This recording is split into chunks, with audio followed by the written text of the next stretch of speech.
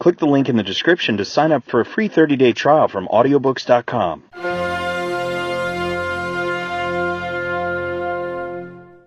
Recording by Kane Mercer. My Inventions, Part 1, My Early Life, by Nikola Tesla. This article was published in Electrical Experimenter, February 1919. How does the world's greatest inventor invent? How does he carry out an invention? What sort of mentality has Nikola Tesla? Was his early life as commonplace as most of ours? What was the early training of one of the world's chosen? These and many other very interesting questions are answered in an incomparable manner by Nikola Tesla himself in this, his first article. In his autobiography, treating mainly on his early youth, we obtain a good insight into the wonderful life this man has led. It reads like a fairy tale, which has the advantage of being true. For Tesla is no common mortal. He has led a charmed life, struck down by the pest, the cholera, and what not, given up by doctors at least 3 times as dead. We find him at 60, younger than ever. But, read his own words, you have never read the like before. Editor. The progressive development of man is vitally dependent on invention. It is the most important product of his creative brain. Its ultimate purpose is the complete mastery of mind over the material world, the harnessing of the forces of nature to human needs. This is the difficult task of the inventor who is often misunderstood and unrewarded.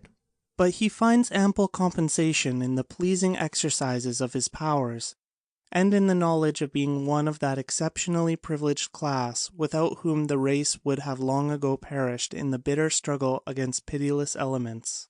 Speaking for myself, I have already had more than my full measure of this exquisite enjoyment, so much that for many years my life was little short of continuous rapture. I am credited with being one of the hardest workers, and perhaps I am, if thought is the equivalent of labor, for I have devoted to it almost all of my waking hours. But if work is interpreted to be a definite performance in a specified time according to a rigid rule, then I may be the worst of idlers. Every effort under compulsion demands a sacrifice of life energy. I never paid such a price. On the contrary, I have thrived on my thoughts. In attempting to give a connected and faithful account of my activities in this series of articles, which will be presented with the assistance of the editors of the Electrical Experimenter and are chiefly addressed to our young men readers, I must dwell, however reluctantly, on the impressions of my youth and the circumstances and events which have been instrumental in determining my career. Our first endeavors are purely instinctive, promptings of an imagination vivid and undisciplined. As we grow older, reason asserts itself and we become more and more systematic and designing. But those early impulses, though not immediately productive, are of the greatest moment and may shape our very destinies. Indeed, I feel now that had I understood and cultivated instead of suppressing them, I would have added substantial value to my bequest to the world. But not until I had attained manhood did I realize that I was an inventor. This was due to a number of causes. In the first place, I had a brother who was gifted to an extraordinary degree, one of those rare phenomena of mentality which biological investigation has failed to explain. His premature death left my parents disconsolate. We owned a horse, which had been presented to us by a dear friend. It was a magnificent animal of Arabian breed, possessed of almost human intelligence, and was cared for and petted by the whole family, having on one occasion saved my father's life under remarkable circumstances. My father had been called one winter night to perform an urgent duty, and while crossing the mountains infested by wolves, the horse became frightened and ran away, throwing him violently to the ground. It arrived home bleeding and exhausted, but after the alarm was sounded, immediately dashed off again, returning to the spot, and before the searching party were far on the way, they were met by my father, who had recovered consciousness and remounted, not realizing that he had been lying in the snow for several hours. This horse was responsible for my brother's injuries, from which he died. I witnessed the tragic scene, and although 56 years have elapsed since, my visual impression of it has lost none of its force. The recollection of his attainments made every effort of mine seem dull in comparison. Anything I did that was creditable merely caused my parents to feel their loss more keenly. So I grew up with little confidence in myself. But I was far from being considered a stupid boy, if I am to judge from an incident of which I have still a strong remembrance.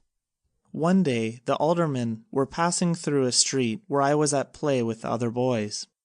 The oldest of these venerable gentlemen, a wealthy citizen, paused to give a silver piece to each of us. Coming to me, he suddenly stopped and commanded, "Look in my eyes." I met his gaze, my hand outstretched to receive the much-valued coin, when to my dismay he said, "No, not much. You can get nothing from me. You are too smart." They used to tell a funny story about me. I had 2 old aunts with wrinkled faces, one of them having 2 teeth protruding like tusks of an elephant, which she buried in my cheek every time she kissed me. Nothing would scare me more than the prospect of being hugged by these affectionate as unattractive relatives. It happened that while being carried in my mother's arms they asked me who was the prettier of the 2. After examining their faces intently, I answered thoughtfully, pointing to one of them, "This here is not as ugly as the other." Then again, I was intended from my very birth for the clerical profession, and this thought constantly oppressed me. I longed to be an engineer, but my father was inflexible. He was the son of an officer who served in the army of the great Napoleon, and, in common with his brother, professor of mathematics in a prominent institution, had received a military education, but, singularly enough, later embraced the clergy, in which vocation he achieved eminence. He was a very erudite man, a veritable natural philosopher, poet, and writer, and his sermons were said to be as eloquent as those of Abraham Santa Clara. He had a prodigious memory, and frequently recited at length from works in several languages. He often remarked playfully that if some of the classics were lost, he could restore them. His style of writing was much admired. He penned sentences short and terse, and was full of wit and satire. The humorous remarks he made were always peculiar and characteristic. Just to illustrate, I may mention 1 or 2 instances. Among the help, there was a cross-eyed man called Maine, employed to do work around the farm. He was chopping wood one day. As he swung the axe, my father, who stood nearby and felt very uncomfortable, cautioned him, "For God's sake, Maine, do not strike at what you are looking, but at what you intend to hit." On another occasion, he was taking out for a drive a friend who carelessly permitted his costly fur coat to rub on the carriage wheel. My father reminded him of it, saying, "Pull in your coat, you are ruining my tire." He had the odd habit of talking to himself, and would often carry on an animated conversation and indulge in heated argument, changing the tone of his voice. A casual listener might have sworn that several people were in the same room. Although I must trace to my mother's influence whatever inventiveness I possess, the training he gave me must have been helpful. It comprised all sorts of exercises, as guessing one another's thoughts, discovering the defects of some form or expression, repeating long sentences, or performing mental calculations. These daily lessons were intended to strengthen memory and reason, and especially to develop the critical sense, and were undoubtedly very beneficial. My mother descended from one of the oldest families in the country and a line of inventors. Both her father and grandfather originated numerous implements for household, agricultural, and other uses. She was a truly great woman of rare skill, courage, and fortitude, who had braved the storms of life and passed through many a trying experience. When she was 16, a virulent pestilence swept the country.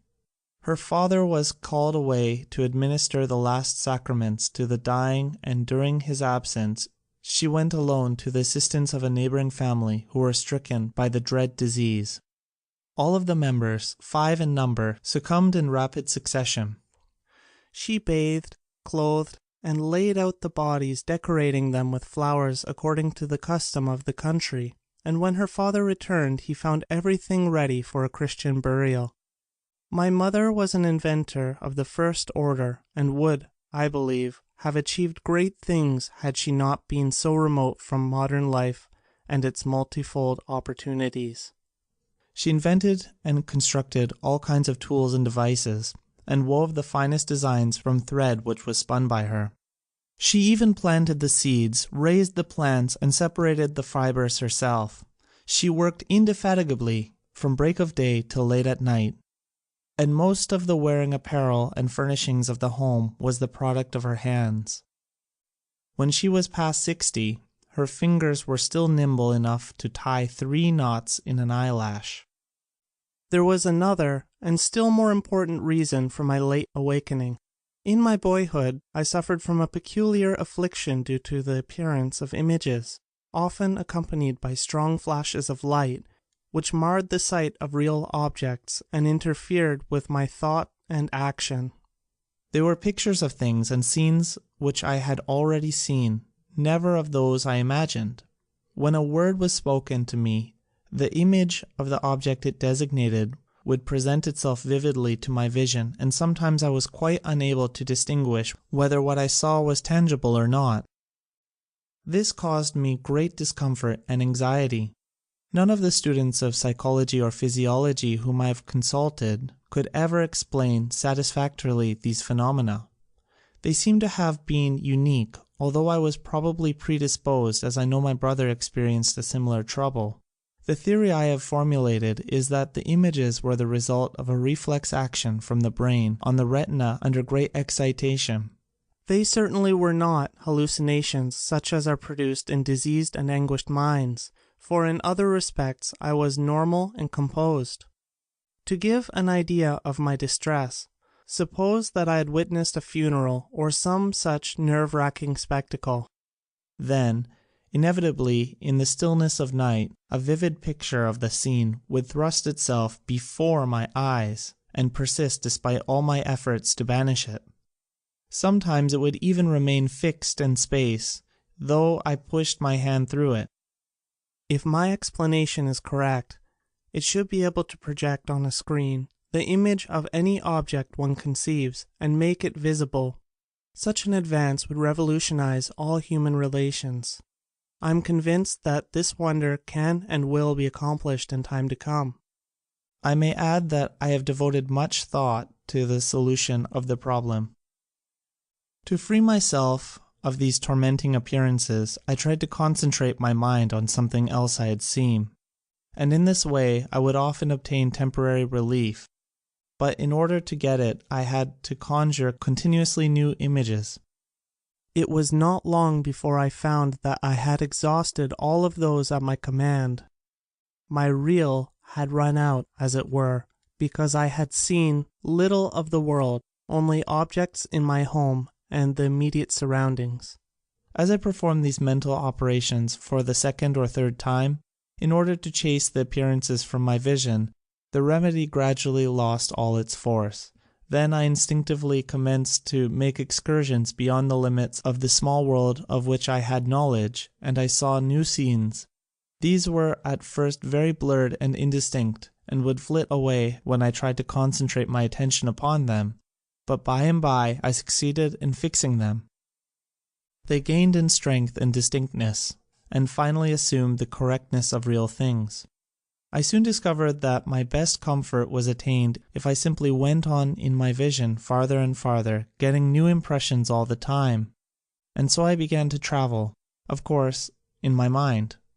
Every night, and sometimes during the day, when alone, I would start on my journeys, see new places, cities and countries, live there, meet people, and make friendships and acquaintances, and, however unbelievable, it is a fact that they were just as dear to me as those in actual life, and not a bit less intense in their manifestations.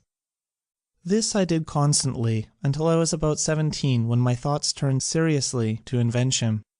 Then I observed to my delight that I could visualize with the greatest facility. I needed no models, drawings, or experiments. I could picture them all as real in my mind. Thus I have been led unconsciously to evolve what I consider a new method of materializing inventive concepts and ideas, which is radically opposite to the purely experimental and is, in my opinion, ever so much more expeditious and efficient. The moment one constructs a device to carry into practice a crude idea, he finds himself unavoidably engrossed with the details and defects of the apparatus. As he goes on improving and reconstructing, his force of concentration diminishes and he loses sight of the great underlying principle. Results may be obtained, but always at the sacrifice of quality. My method is different. I do not rush into actual work. When I get an idea, I start at once building it up in my imagination. I change the construction, make improvements, and operate the device in my mind. It is absolutely immaterial to me whether I run my turbine in thought or test it in my shop. I even note if it is out of balance. There is no difference whatsoever. The results are the same. In this way I am able to rapidly develop and perfect a conception without touching anything. When I have gone so far as to embody in the invention every possible improvement I can think of and see no fault anywhere, I put into concrete form this final product of my brain. Invariably my device works as I conceived that it should, and the experiment comes out exactly as I planned it. In 20 years there has not been a single exception. Why should it be otherwise? Engineering, electrical and mechanical, is positive in results. There is scarcely a subject that cannot be mathematically treated and the effects calculated or the results determined beforehand from the available theoretical and practical data. The carrying out into practice of a crude idea as is being generally done is, I hold, nothing but a waste of energy, money, and time. My early affliction had, however, another compensation. The incessant mental exertion developed my powers of observation and enabled me to discover a truth of great importance. I had noted that the appearance of images was always preceded by the actual vision of scenes under peculiar and generally very exceptional conditions, and I was impelled on each occasion to locate the original impulse. After a while this effort grew to be almost automatic, and I gained great facility in connecting cause and effect. Soon I became aware, to my surprise, that every thought I conceived was suggested by an external impression. Not only this, but all my actions were prompted in a similar way. In the course of time it became perfectly evident to me that I was merely an automaton, endowed with power of movement, responding to the stimuli of the sense organs and thinking and acting accordingly. The practical result of this was the art of telautomatics, which has been so far carried out only in an imperfect manner. Its latent possibilities will, however, be eventually shown. I have been since years planning self-controlled automata and believe that mechanisms can be produced which will act as if possessed of reason to a limited degree and will create a revolution in many commercial and industrial departments. I was about 12 years old when I first succeeded in banishing an image from my vision by willful effort, but I never had any control over the flashes of light to which I have referred. They were, perhaps, my strangest experience and inexplicable. They usually occurred when I found myself in a dangerous or distressing situation, or when I was greatly exhilarated. In some instances I have seen all the air around me filled with tongues of living flame. Their intensity, instead of diminishing, increased with time and seemingly attained a maximum when I was about 25 years old. While in Paris, in 1883, a prominent French manufacturer sent me an invitation to a shooting expedition, which I accepted. I had been long confined to the factory, and the fresh air had a wonderfully invigorating effect on me. On my return to the city that night I felt a positive sensation that my brain had caught fire. I saw a light as though a small sun was located in it, and I passed the whole night applying cold compressions to my tortured head. Finally, the flashes diminished in frequency and force, but it took me more than 3 weeks before they wholly subsided. When a second invitation was extended to me, my answer was an emphatic no. These luminous phenomena still manifest themselves from time to time, as when a new idea opening up possibilities strikes me, but they are no longer exciting, being of relatively small intensity. When I close my eyes, I invariably observe first a background of very dark and uniform blue, not unlike the sky on a clear but starless night. In a few seconds, this field becomes animated with innumerable scintillating flakes of green, arranged in several layers and advancing towards me. Then there appears, to the right, a beautiful pattern of 2 systems of parallel and closely spaced lines, at right angles to one another, in all sorts of colors with yellow, green, and gold predominating. Immediately thereafter, the lines grow brighter, and the whole is thickly sprinkled with dots of twinkling light. This picture moves slowly across the field of vision, and in about 10 seconds vanishes to the left, leaving behind a ground of rather unpleasant and inert gray, which quickly gives way to a billowy sea of clouds, seemingly trying to mold themselves in living shapes. It is curious that I cannot project a form into this gray until the second phase is reached. Every time before falling asleep, images of persons or objects flit before my view. When I see them, I know that I am about to lose consciousness. If they are absent and refuse to come, it means a sleepless night. To what an extent imagination played a part in my early life I may illustrate by another odd experience. Like most children, I was fond of jumping and developed an intense desire to support myself in the air. Occasionally, a strong wind, richly charged with oxygen, blew from the mountains, rendering my body as light as a cork, and then I would leap and float in space for a long time. It was a delightful sensation, and my disappointment was keen when later I undeceived myself. During that period, I contracted many strange likes, dislikes, and habits, some of which I can trace to external impressions while others are unaccountable. I had a violent aversion against the earrings of women, but other ornaments, as bracelets, pleased me more or less according to design. The sight of a pearl would almost give me a fit, but I was fascinated with the glitter of crystals or objects with sharp edges and plain surfaces. I would not touch the hair of other people except, perhaps, at the point of a revolver. I would get a fever by looking at a peach, and if a piece of camphor was anywhere in the house it caused me the keenest discomfort. Even now, I'm not insensible to some of these upsetting impulses. When I drop little squares of paper in a dish filled with liquid, I always sense a peculiar and awful taste in my mouth.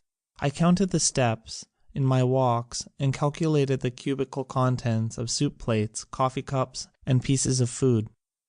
Otherwise, my meal was unenjoyable. All repeated acts or operations I performed had to be divisible by 3, and if I missed, I felt impelled to do it all over again, even if it took hours. Up to the age of 8 years, my character was weak and vacillating. I had neither courage nor strength to form a firm resolve. My feelings came in waves and surges, and vibrated unceasingly between extremes. My wishes were of consuming force, and like the heads of a hydra, they multiplied. I was oppressed by thoughts of pain in life and death, and religious fear. I was swayed by superstitious belief, and lived in constant dread of the spirit of evil, of ghosts and ogres and other unholy monsters of the dark. Then, all at once, there came a tremendous change which altered the course of my whole existence. Of all things, I liked books the best. My father had a large library, and whenever I could manage, I tried to satisfy my passion for reading. He did not permit it, and would fly into a rage when he caught me in the act. He hid the candles when he found that I was reading in secret. He did not want me to spoil my eyes, but I obtained tallow, made the wicking, and cast the sticks into tin forms. and every night I would push the keyhole and the cracks and read, often till dawn, when all others slept and my mother started on her arduous daily task. On one occasion, I came across a novel entitled Abafi, the Son of Abba, a Serbian translation of a well-known Hungarian writer, Josica. This work somehow awakened my dormant powers of will, and I began to practice self-control. At first my resolutions faded like snow in April, but in a little while I conquered my weakness, and I felt pleasure I never knew before, that of doing as I willed. In the course of time, this vigorous mental exercise became second nature. At the outset, my wishes had to be subdued, but gradually desire and will grew to be identical. After years of such discipline, I gained so complete a mastery over myself that I toyed with passions which have meant destruction to some of the strongest men. At a certain age, I contracted a mania for gambling, which greatly worried my parents. To sit down to a game of cards was for me the quintessence of pleasure. My father led an exemplary life and could not excuse the senseless waste of time and money in which I indulged. I had a strong resolve, but my philosophy was bad. I would say to him, "I can stop whenever I please, but is it worth while to give up that which I would purchase with the joys of paradise?" On frequent occasions he gave vent to his anger and contempt, but my mother was different. She understood the character of men, and knew that one's salvation could only be brought about through his own efforts. One afternoon, I remember, when I had lost all my money and was craving for a game, she came to me with a roll of bills and said, "Go and enjoy yourself. The sooner you lose all we possess, the better it will be. I know that you will get over it." She was right. I conquered my passion then and there, and only regretted that it had not been 100 times as strong. I not only vanquished but tore it from my heart so as not to leave even a trace of desire. Ever since that time I have been as indifferent to any form of gambling as to picking teeth. During another period I smoked excessively, threatening to ruin my health. Then my will asserted itself, and I not only stopped but destroyed all inclination. Long ago I suffered from heart trouble, until I discovered that it was due to the innocent cup of coffee I consumed every morning. I discontinued at once, though I confess it was not an easy task. In this way I checked and bridled other habits and passions, and have not only preserved my life, but derived an immense amount of satisfaction from what most men would consider privation and sacrifice. After finishing the studies at the Polytechnic Institute and University, I had a complete nervous breakdown, and while the malady lasted, I observed many phenomena, strange and unbelievable. To be continued in our March issue. End of section 1.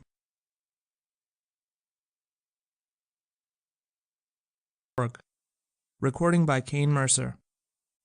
My Inventions, Part 2. My First Efforts at Invention. By Nikola Tesla. This article was published in Electrical Experimenter, March 1919. Boys will be boys, the world over. The boy Tesla was no exception to the universal rule, as this, his second autobiographical article, clearly proves. As Mr. Tesla, in his own inimitable, delightful way, here paints with a literary artist's brush his own intimate boyhood in charming as well as vivid colors. We have often heard of Tesla the dreamer, but if he is entitled to the epithet, his early boyhood certainly fails to reveal it. Tesla did not allow much grass to grow under his feet while a boy, for he assuredly was a strenuous, red-blooded youngster. You will wish to read all about the greatest inventor's early boyhood. It is doubly valuable because it comes from his own pen. We promise you an interesting 20 minutes entertainment. Editor. I shall dwell briefly on these extraordinary experiences on the account of their possible interest to students of psychology and physiology. and also because this period of agony was of the greatest consequence on my mental development and subsequent labors. But it is indispensable to first relate the circumstances and conditions which preceded them, and in which might be found their partial explanation. From childhood, I was compelled to concentrate attention upon myself. This caused me much suffering, but to my present view, it was a blessing in disguise, for it has taught me to appreciate the inestimable value of introspection in the preservation of life, as well as a means of achievement. The pressure of occupation and the incessant stream of impressions pouring into our consciousness through all the gateways of knowledge make modern existence hazardous in many ways.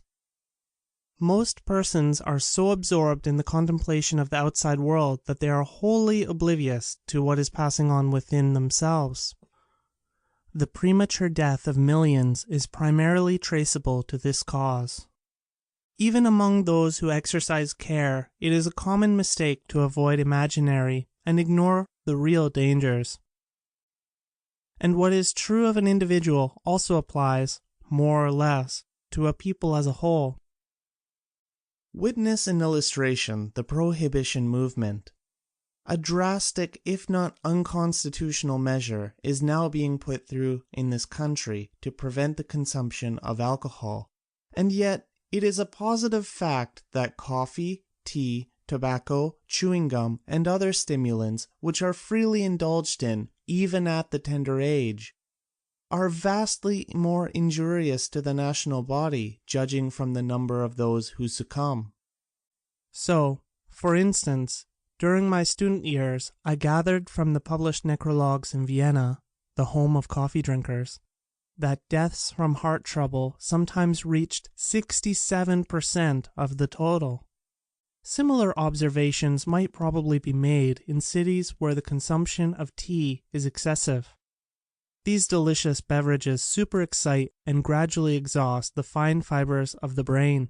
They also interfere seriously with arterial circulation and should be enjoyed all the more sparingly as their deleterious effects are slow and imperceptible.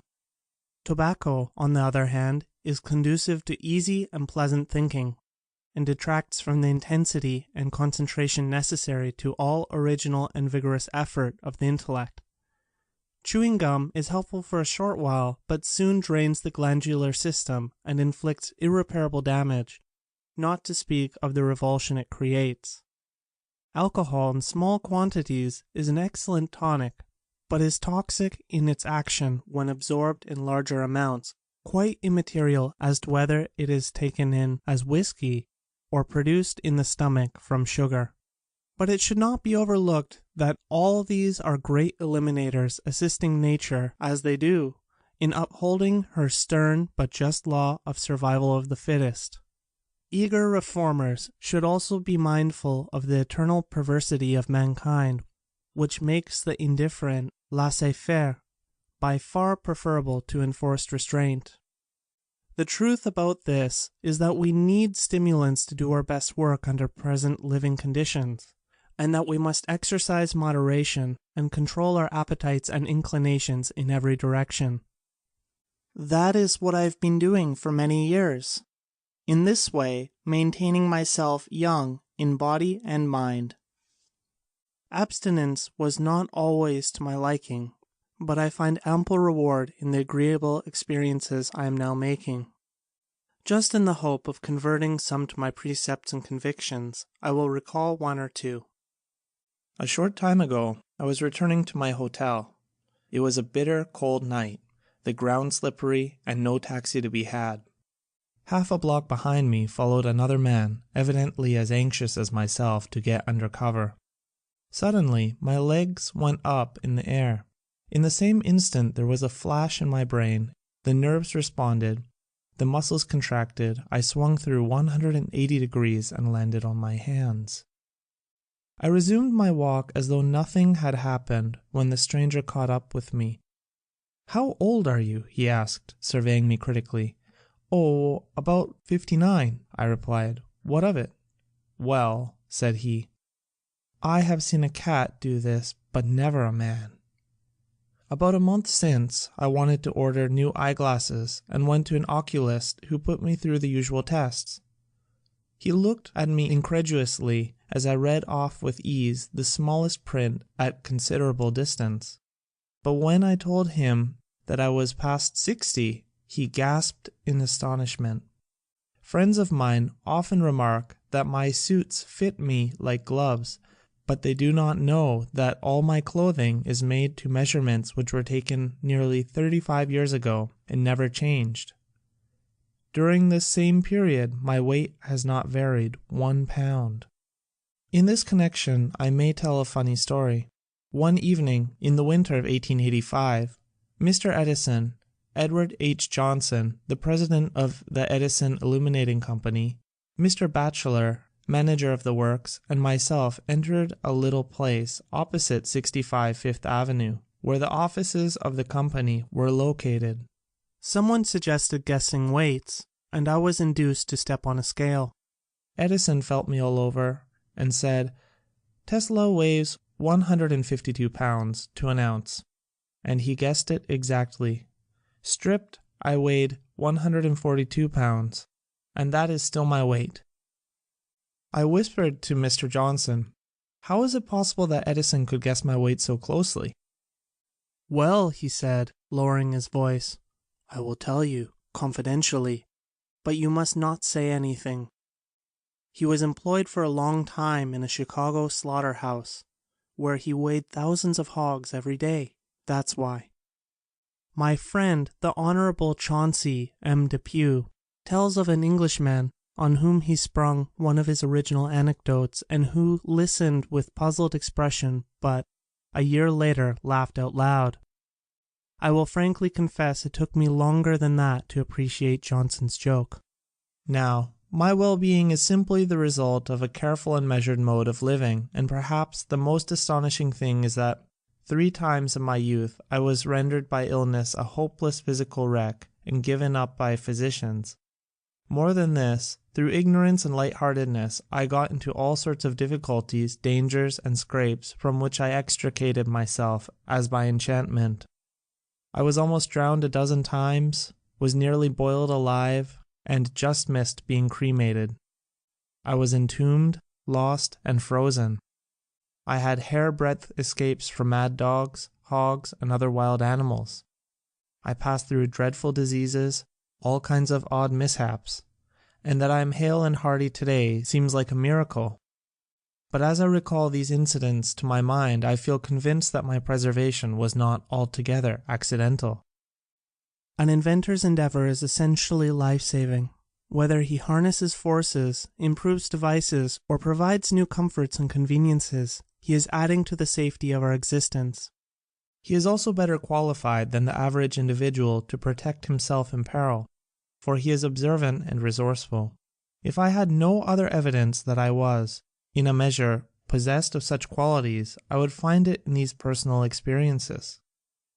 The reader will be able to judge for himself if I mention 1 or 2 instances. On one occasion, when I was about 14 years old, I wanted to scare some friends who were bathing with me. My plan was to dive under a long floating structure and slip out quietly at the other end. Swimming and diving came to me as naturally as to a duck, and I was confident that I could perform the feat. Accordingly, I plunged into the water and, when out of view, turned around and proceeded rapidly towards the opposite side. Thinking that I was safely beyond the structure, I rose to the surface, but to my dismay struck a beam. Of course, I quickly dived and forged ahead with rapid strokes until my breath was beginning to give out. Rising for the second time, my head came again in contact with a beam. Now I was becoming desperate. However, summoning all my energy, I made a third frantic attempt, but the result was the same. The torture of suppressed breathing was getting unendurable. My brain was reeling and I felt myself sinking. At that moment, when my situation seemed absolutely hopeless, I experienced one of those flashes of light, and the structure above me appeared before my vision. I either discerned or guessed that there was little space between the surface of the water and the boards resting on the beams, and, with consciousness nearly gone, I floated up, pressed my mouth close to the planks, and managed to inhale a little air, unfortunately mingled with a spray of water which nearly choked me. Several times I repeated this procedure as in a dream until my heart, which was racing at a terrible rate, quieted down and I gained composure. After that I made a number of unsuccessful dives, having completely lost the sense of direction, but finally succeeded in getting out of the trap when my friends had already given me up and were fishing for my body. That bathing season was spoiled for me through recklessness, but I soon forgot the lesson, and only 2 years later I fell into a worse predicament. There was a large flour mill with a dam across the river near the city where I was studying at the time. As a rule, the height of the water was only 2 or 3 inches above the dam, and to swim out to it was a sport not very dangerous, in which I often indulged. One day I went alone to the river to enjoy myself as usual. When I was a short distance from the masonry, however, I was horrified to observe that the water had risen and was carrying me along swiftly. I tried to get away, but it was too late. Luckily, though, I saved myself from being swept over by taking hold of the wall with both hands. The pressure against my chest was great, and I was barely able to keep my head above the surface. Not a soul was in sight, and my voice was lost in the roar of the fall. Slowly and gradually I became exhausted and unable to withstand the strain longer. Just as I was about to let go, to be dashed against the rocks below, I saw in a flash of light a familiar diagram illustrating the hydraulic principle that the pressure of a fluid in motion is proportionate to the area exposed, and automatically I turned on my left side. As if by magic the pressure was reduced, and I found it comparatively easy in that position to resist the force of the stream. But the danger still confronted me. I knew that sooner or later I would be carried down, as it was not possible for any help to reach me in time, even if I attracted attention. I am ambidextrous now, but then I was left-handed and had comparatively little strength in my right arm.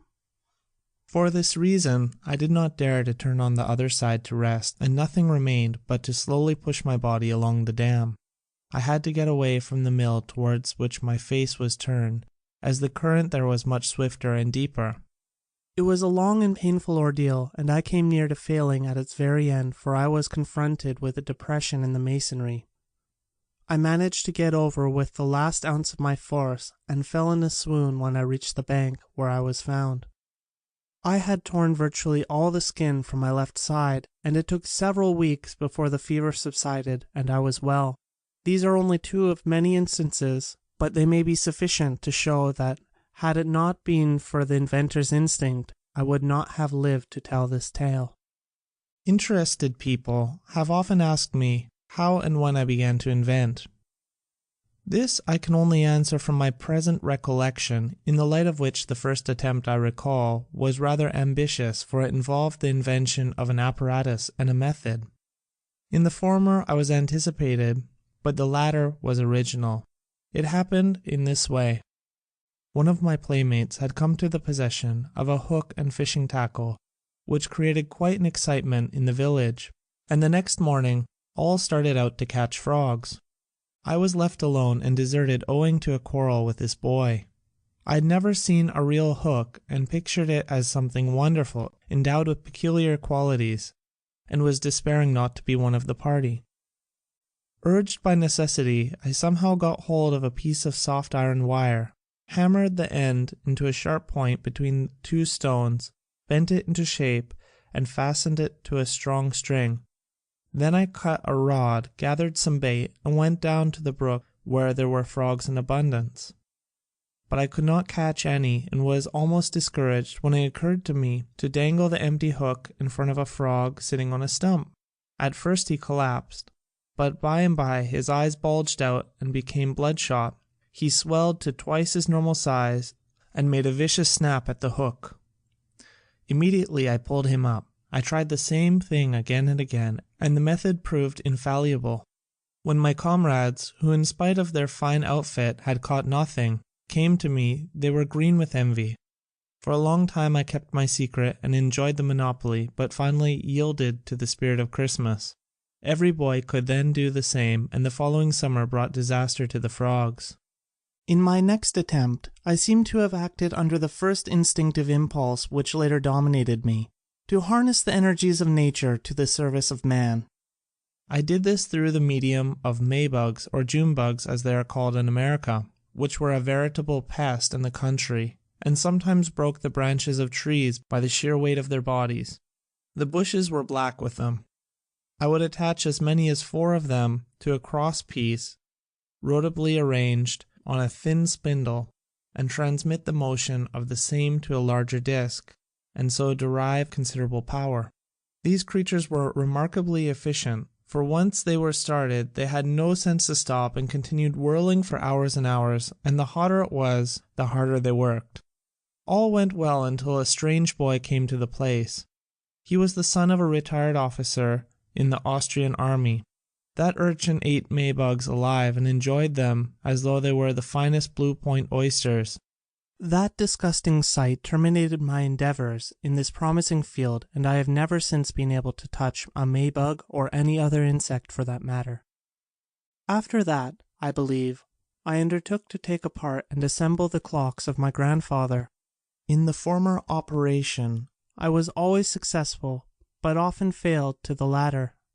So it came that he brought my work to a sudden halt in a matter not too delicate, and it took 30 years before I tackled another clockwork again. Shortly thereafter, I went into the manufacture of a kind of pop gun which comprised a hollow tube, a piston, and 2 plugs of hemp. When firing the gun, the piston was pressed against the stomach, and the tube was pushed back quickly with both hands. The air between the plugs was compressed and raised to high temperature, and one of them was expelled with a loud report. The art consisted in selecting a tube of the proper taper from the hollow stalks. I did very well with that gun, but my activities interfered with the window panes in our household and met with painful discouragement. If I remember rightly, I then took to carving swords from pieces of furniture which I could conveniently obtain. At that time I was under the sway of the Serbian national poetry and full of admiration for the feats of the heroes. I used to spend hours in mowing down my enemies in the form of cornstalks, which ruined the crops and netted me several spankings from my mother. Moreover, these were not of the formal kind, but the genuine article. I had all this and more behind me before I was 6 years old, and had passed through 1 year of elementary school in the village of Similjan where I was born. At this juncture we moved to the little city of Gospic nearby. This change of residence was like a calamity to me. It almost broke my heart to part from our pigeons, chickens, and sheep, and our magnificent flock of geese which used to rise to the clouds in the morning and return from the feeding grounds at sundown in battle formation, so perfect that it would have put a squadron of the very best aviators of the present day to shame. In our new house I was but a prisoner, watching the strange people I saw through the window blinds.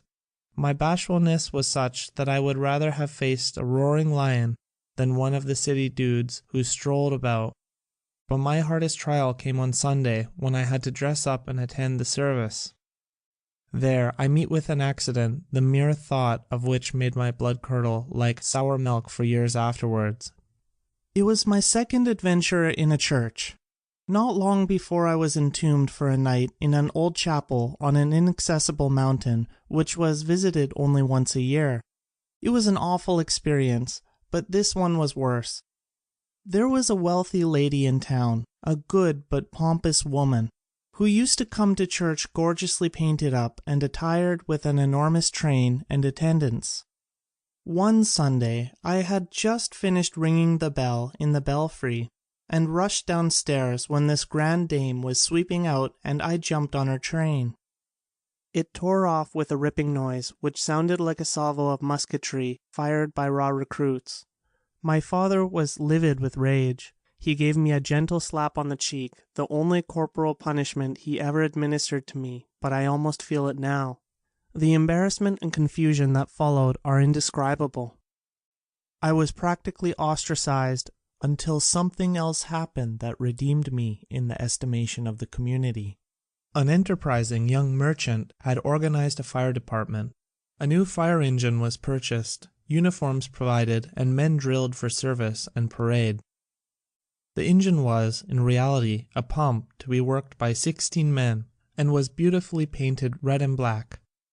One afternoon the official trial was prepared for, and the machine was transported to the river. The entire population turned out to witness the great spectacle. When all the speeches and ceremonies were concluded, the command was given to pump, but not a drop of water came from the nozzle. The professors and experts tried in vain to locate the trouble. The fizzle was complete when I arrived at the scene. My knowledge of the mechanism was nil, and I knew next to nothing of air pressure, but instinctively I felt for the suction hose in the water and found that it had collapsed. When I waded in the river and opened it up, the water rushed forth, and not a few Sunday clothes were spoiled. Archimedes running naked through the streets of Syracuse and shouting "Eureka" at the top of his voice did not make a greater impression than myself. I was carried on the shoulders and was the hero of the day. Upon settling in the city, I began a 4 years course in the so-called normal school preparatory to my studies at the college or real gymnasium. During this period, my boyish efforts and exploits, as well as troubles, continued. Among other things, I attained the unique distinction of champion crow catcher in the country. My method of procedure was extremely simple. I would go in the forest, hide in the bushes, and imitate the call of the bird. Usually I would get several answers, and in a short while a crow would flutter down into the shrubbery near me. After that, all I needed to do was to throw a piece of cardboard to distract its attention, jump up and grab it before it could extricate itself from the undergrowth. In this way I could capture as many as I desired, but on one occasion something occurred which made me respect them. I had caught a fine pair of birds and was returning home with a friend. When we left the forest, thousands of crows had gathered, making a frightful racket. In a few minutes they rose in pursuit and soon enveloped us. The fun lasted until all of a sudden I received a blow on the back of my head, which knocked me down. Then they attacked me viciously. I was compelled to release the two birds and was glad to join my friend who had taken refuge in a cave. In the schoolroom there were a few mechanical models which interested me and turned my attention to water turbines. I constructed many of these and found great pleasure in operating them. How extraordinary was my life, an incident may illustrate. My uncle had no use for this kind of pastime, and more than once rebuked me. I was fascinated by a description of Niagara Falls I had perused, and pictured in my imagination a big wheel run by the falls. I told my uncle that I would go to America and carry out this scheme. 30 years later, I saw my ideas carried out at Niagara, and marveled at the unfathomable mystery of the mind. I made all kinds of other contrivances and contraptions, but among these the arbalists I produced were the best. My arrows, when shot, disappeared from sight, and at close range traversed a plank of pine 1 inch thick. Through the continuous tightening of the bows, I developed skin on my stomach very much like that of a crocodile, and I am often wondering whether it is due to this exercise that I am able even now to digest cobblestones. Nor can I pass in silence my performances with the sling, which would have enabled me to give a stunning exhibit at the Hippodrome. And now I will tell of one of my feats with this antique implement of war, which will strain to the utmost the credulity of the reader. I was practicing while walking with my uncle along the river. The sun was setting, the trout were playful, and from time to time one would shoot up into the air, its glistening body sharply defined against the projecting rock beyond. Of course, any boy might have hit a fish under these propitious conditions, but I undertook a much more difficult task, and I foretold to my uncle to the minutest detail what I intended doing. I was to hurl a stone to meet the fish, press its body against the rock, and cut it in two. It was no sooner said than done. My uncle looked at me almost scared out of his wits, and exclaimed, "Vade retro Satanas!" and it was a few days before he spoke to me again. Other records, however great, will be eclipsed, but I feel that I could peacefully rest on my laurels for 1,000 years. In the April issue, Mr. Tesla will describe in detail how he conceived one of his most important and far-reaching inventions, the rotary magnetic field. Editor. End of section 2. At LibriVox.org. Recording by Kane Mercer. My Inventions, Part 3. My Later Endeavors, The Discovery of the Rotating Magnetic Field, by Nikola Tesla. This article was published in Electrical Experimenter, April 1919. This installment, no doubt the most interesting of the 3 published so far, reveals many extraordinary occurrences and experiences in the world's greatest inventor's life, experiences such as do not fall on the lot of ordinary mortals. And Tesla, the many-sided, aside from inventing, knows the rare art of painting word pictures. He does so here in a masterly fashion. He tells us how he finally conceived the induction motor, perhaps his greatest discovery, the invention which changed the face of the globe, the invention which made possible the streetcar, the subway, the electric train, power transmission, the harnessing of waterfalls, and countless others. But let Tesla tell you himself how it all came about. It is a classic worth reading. Editor. What is the induction motor? The induction motor operates on alternating current. It has no commutator like a direct current motor, nor slip rings like an alternating current motor.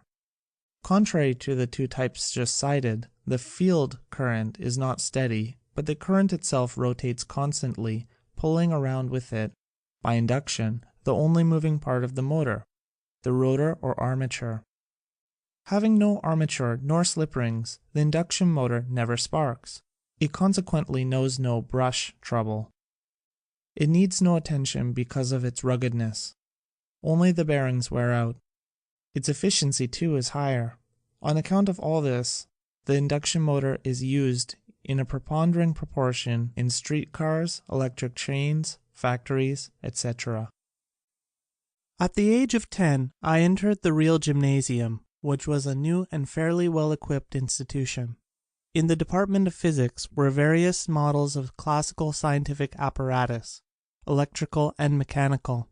The demonstrations and experiments performed from time to time by the instructors fascinated me and were undoubtedly a powerful incentive to invention. I was also passionately fond of mathematical studies and often won the professor's praise for rapid calculation. This was due to my acquired faculty of visualizing the figures and performing the operations, not in the usual intuitive matter, but as in actual life. Up to a certain degree of complexity, it was absolutely the same to me whether I wrote the symbols on the board or conjured them before my mental vision. But freehand drawing, to which many hours of the course were devoted, was an annoyance I could not endure. This is rather remarkable, as most of the members of the family excelled in it.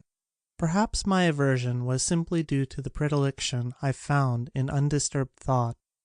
Had it not been for a few exceptionally stupid boys who could not do anything at all, my record would have been the worst.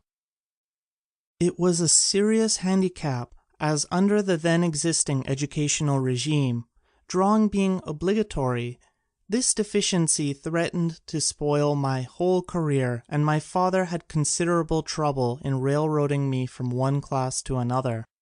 In the second year at that institution, I became obsessed with the idea of producing continuous motion through steady air pressure.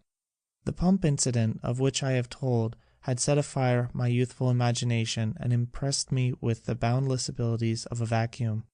I grew frantic in my desire to harness this inexhaustible energy, but for a long time I was groping in the dark. Finally, however, my endeavors crystallized in an invention which was to enable me to achieve what no other mortal ever attempted. Imagine a cylinder freely rotatable on 2 bearings partly surrounded by a rectangular trough which fits it perfectly. The open side of the trough is closed by a partition so that the cylindrical segment within the enclosure divides the latter into two compartments, entirely separated from each other by airtight sliding joints. One of these compartments being sealed and once for all exhausted, the other remaining open, a perpetual rotation of the cylinder would result. At least, I thought so. A wooden model was constructed and fitted with infinite care, and when I applied the pump on one side and actually observed that there was a tendency to turning, I was delirious with joy. Mechanical flight was the one thing I wanted to accomplish, although still under the discouraging recollection of a bad fall I sustained by jumping with an umbrella from the top of a building. Every day I used to transport myself through the air to distant regions, but I could not understand just how I managed to do it. Now I had something concrete, a flying machine with nothing more than a rotating shaft, flapping wings, and a vacuum of unlimited power. From that time on, I made my daily aerial excursions in a vehicle of comfort and luxury, as might have befitted King Solomon. It took years before I understood that the atmospheric pressure acted at right angles to the surface of the cylinder, and that the slight rotary effort I observed was due to a leak. Though this knowledge came gradually, it gave me a painful shock. I had hardly completed my course at the real gymnasium when I was prostrated with a dangerous illness, or rather a score of them, and my condition became so desperate that I was given up by physicians. During this period I was permitted to read constantly, obtaining books from the public library which had been neglected and entrusted to me for classification of the works and preparation of the catalogues. One day I was handed a few volumes of new literature unlike anything I had ever read before, and so captivating as to make me utterly forget my hopeless state. They were the earlier works of Mark Twain, and to them might have been due the miraculous recovery which followed. 25 years later, when I met Mr. Clemens and we formed a friendship between us, I told him of the experience and was amazed to see that the great man of laughter burst into tears. My studies were continued at the higher real gymnasium in Karlstad, Croatia, where one of my aunts resided. She was a distinguished lady, the wife of a colonel who was an old war horse, having participated in many battles. I never can forget the 3 years I passed at their home. No fortress in time of war was under a more rigid discipline. I was fed like a canary bird.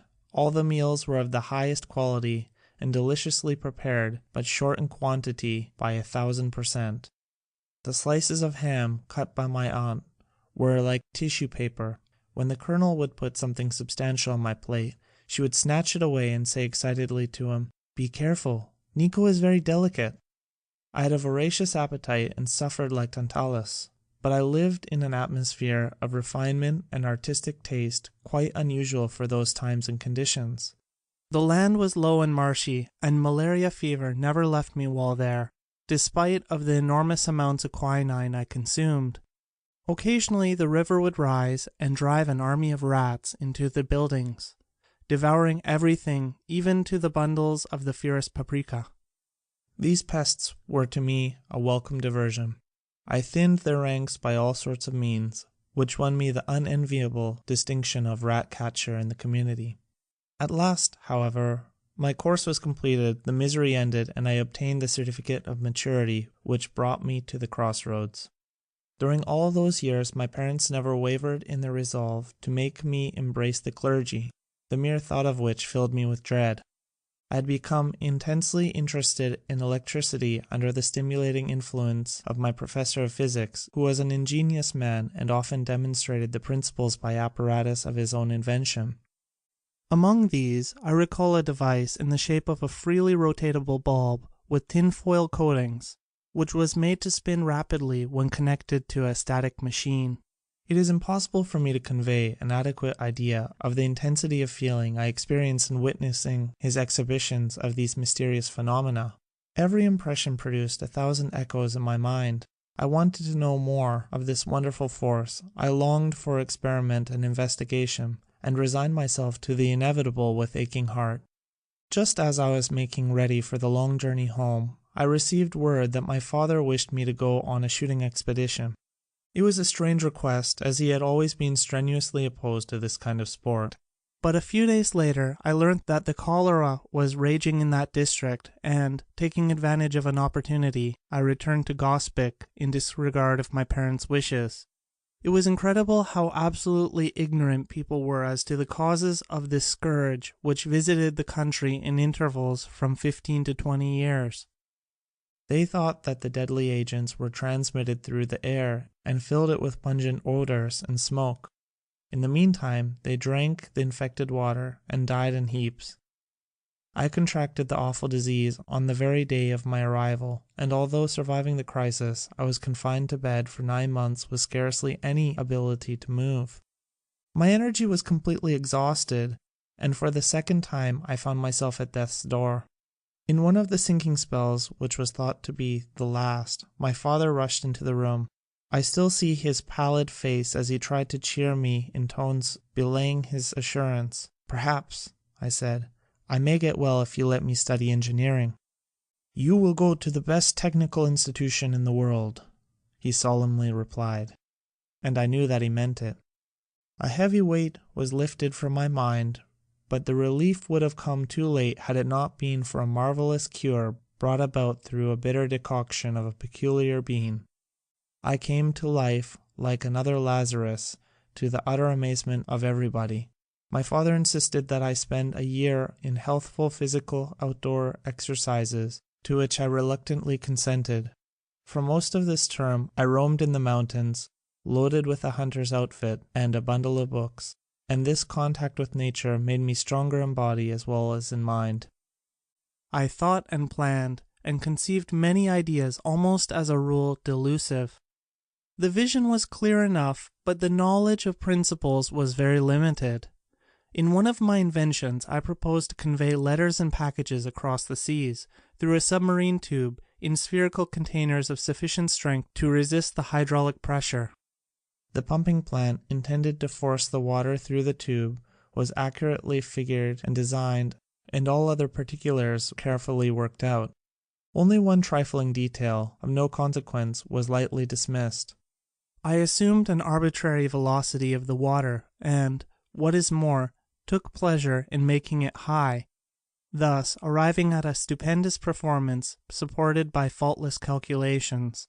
Subsequent reflections, however, on the resistance of pipes to fluid flow determined me to make this invention public property. Another one of my projects was to construct a ring around the equator which would, of course, float freely and could be arrested in its spinning motion by reactionary forces, thus enabling travel at a rate of about 1,000 miles an hour, impracticable by rail.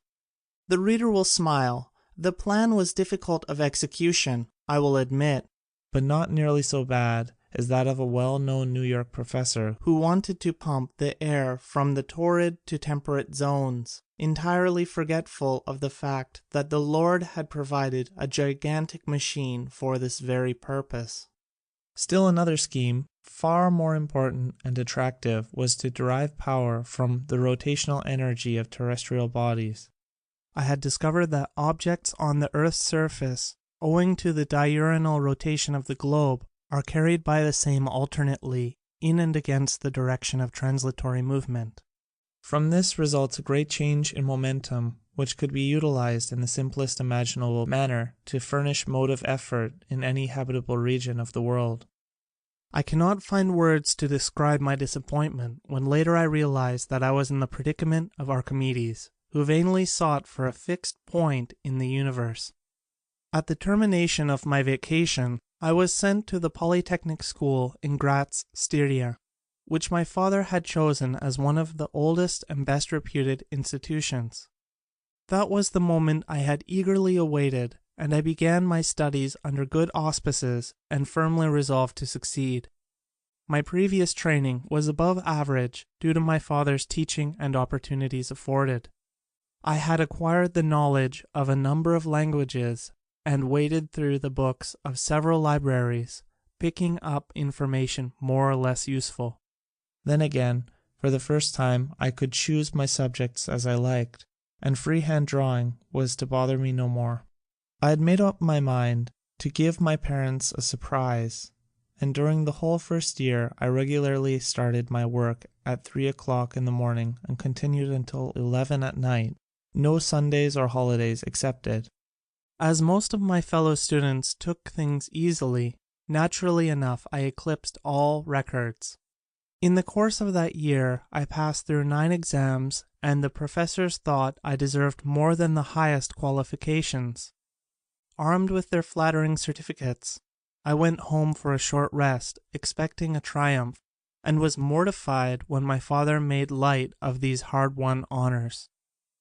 That almost killed my ambition, but later, after he had died, I was pained to find a package of letters which the professors had written him to the effect that unless he took me away from the institution, I would be killed through overwork. Thereafter, I devoted myself chiefly to physics, mechanics, and mathematical studies, spending the hours of leisure in the libraries.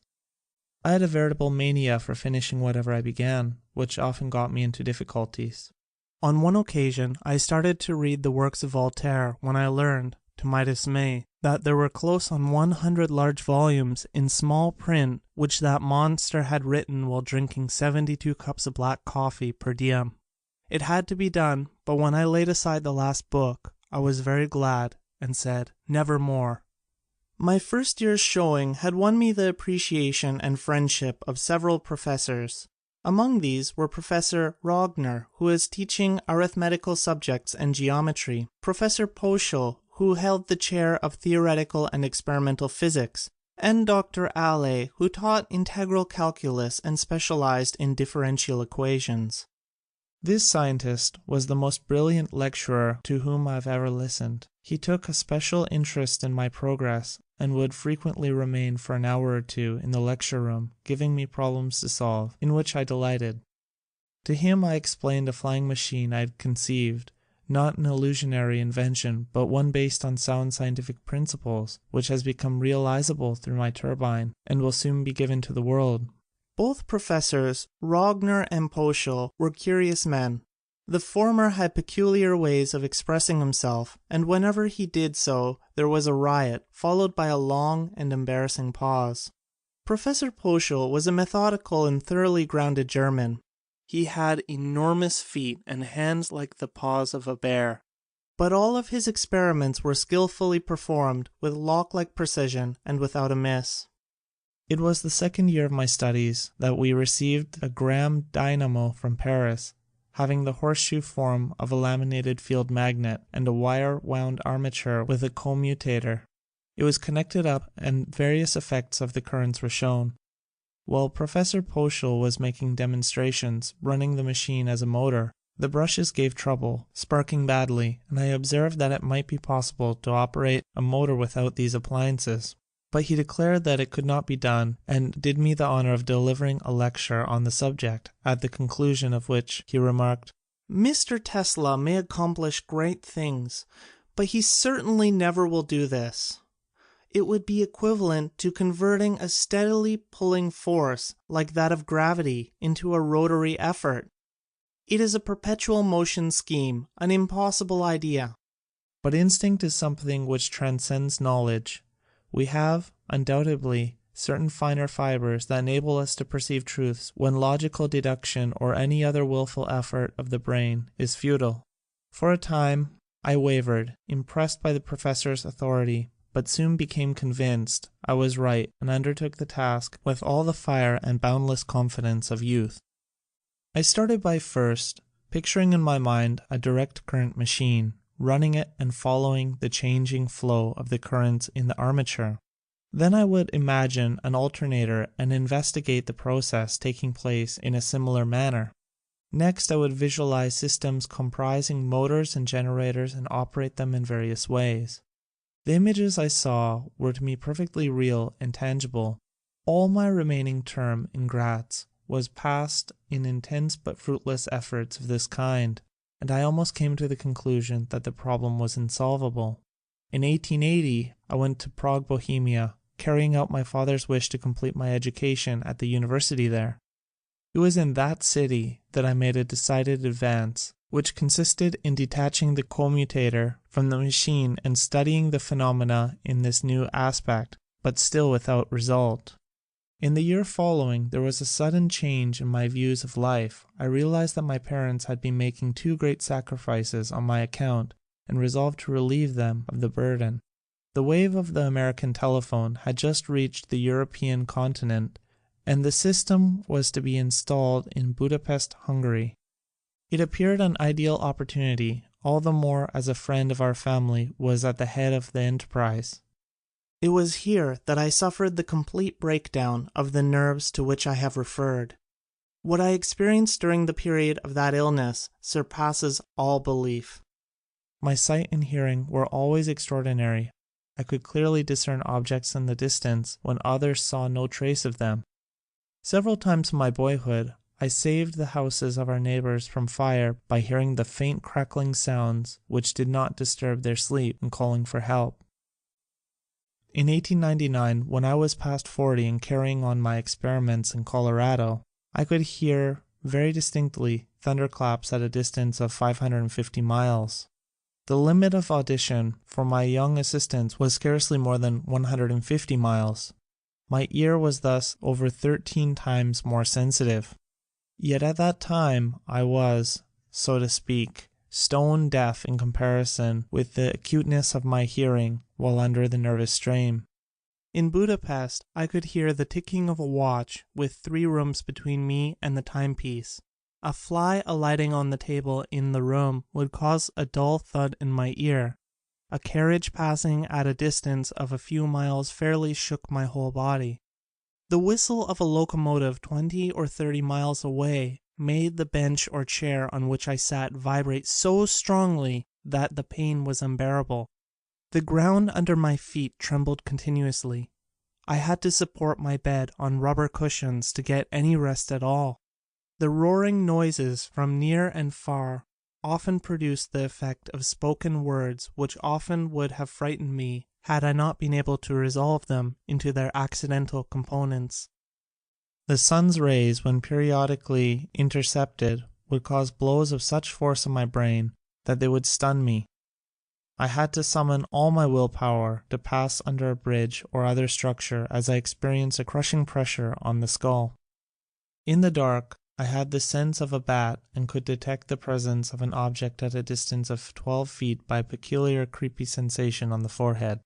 My pulse varied from a few to 260 beats, and all tissues of the body quivered with twitchings and tremors, which was perhaps the hardest to bear.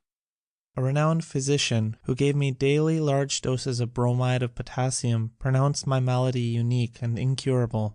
It is my eternal regret that I was not under the observation of experts in physiology and psychology at that time.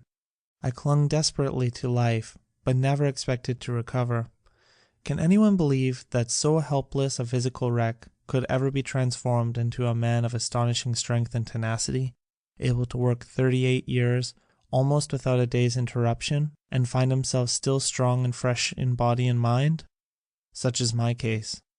A powerful desire to live and to continue the work, and the assistance of a devoted friend and athlete accomplished the wonder.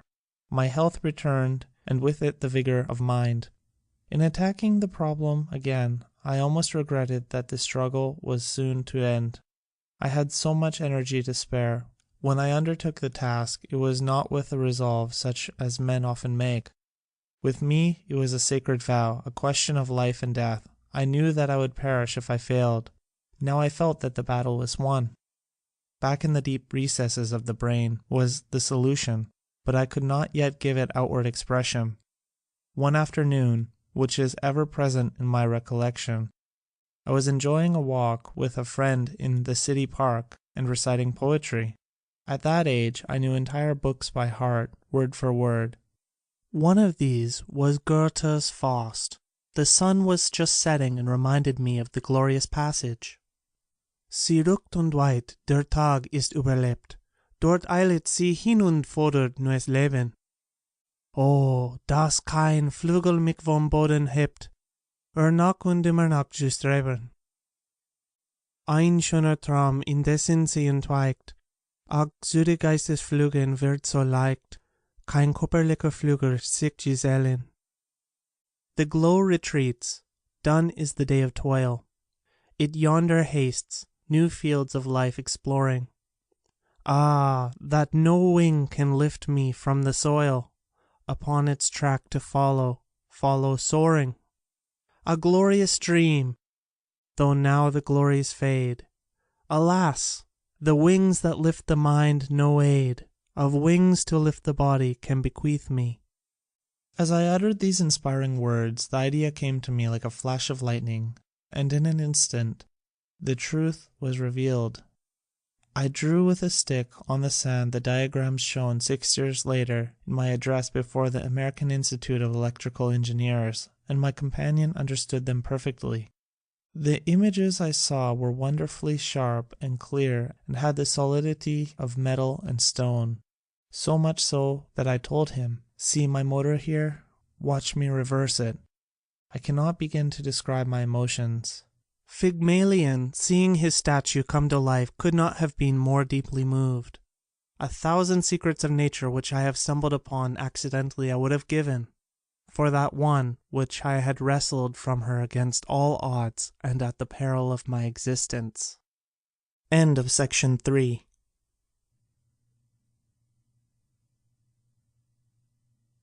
Recording by Avai in December 2018. My Inventions, Part 4. The Discovery of the Tesla Coil and Transformer by Nikola Tesla.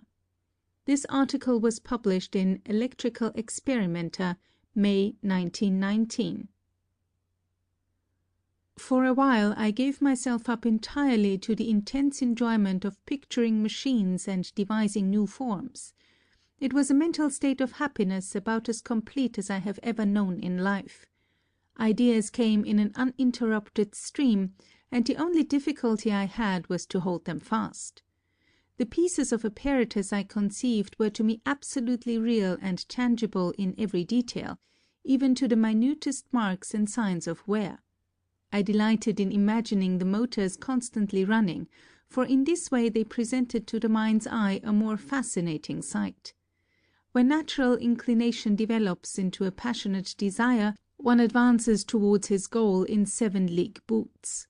In less than 2 months I evolved virtually all the types of motors and modifications of the system which are now identified with my name. It was, perhaps, providential that the necessities of existence commanded a temporary halt to this consuming activity of the mind.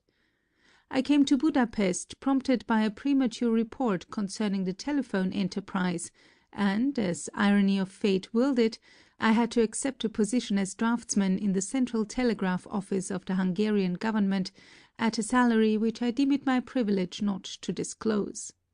Fortunately, I soon won the interest of the Inspector-in-Chief and was thereafter employed on calculations, designs and estimates in connections with new installations, until the telephone exchange was started, when I took charge of the same.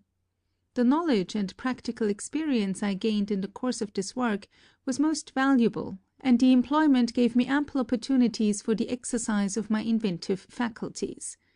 I made several improvements in the central station apparatus, and perfected a telephone repeater or amplifier, which was never patented or publicly described, but would be creditable to me even today. In recognition of my efficient assistance, the organizer of the undertaking, Mr. Puskas, upon disposing of his business in Budapest, offered me a position in Paris, which I gladly accepted. I never can forget the deep impression that magic city produced on my mind. For several days after my arrival I roamed through the streets in utter bewilderment of the new spectacle. The attractions were many and irresistible, but, alas, the income was spent as soon as received. When Mr. Puskas asked me how I was getting along in the new sphere, I described the situation accurately in the statement that the last 29 days of the month are the toughest. I led a rather strenuous life in what would now be termed Rooseveltian fashion.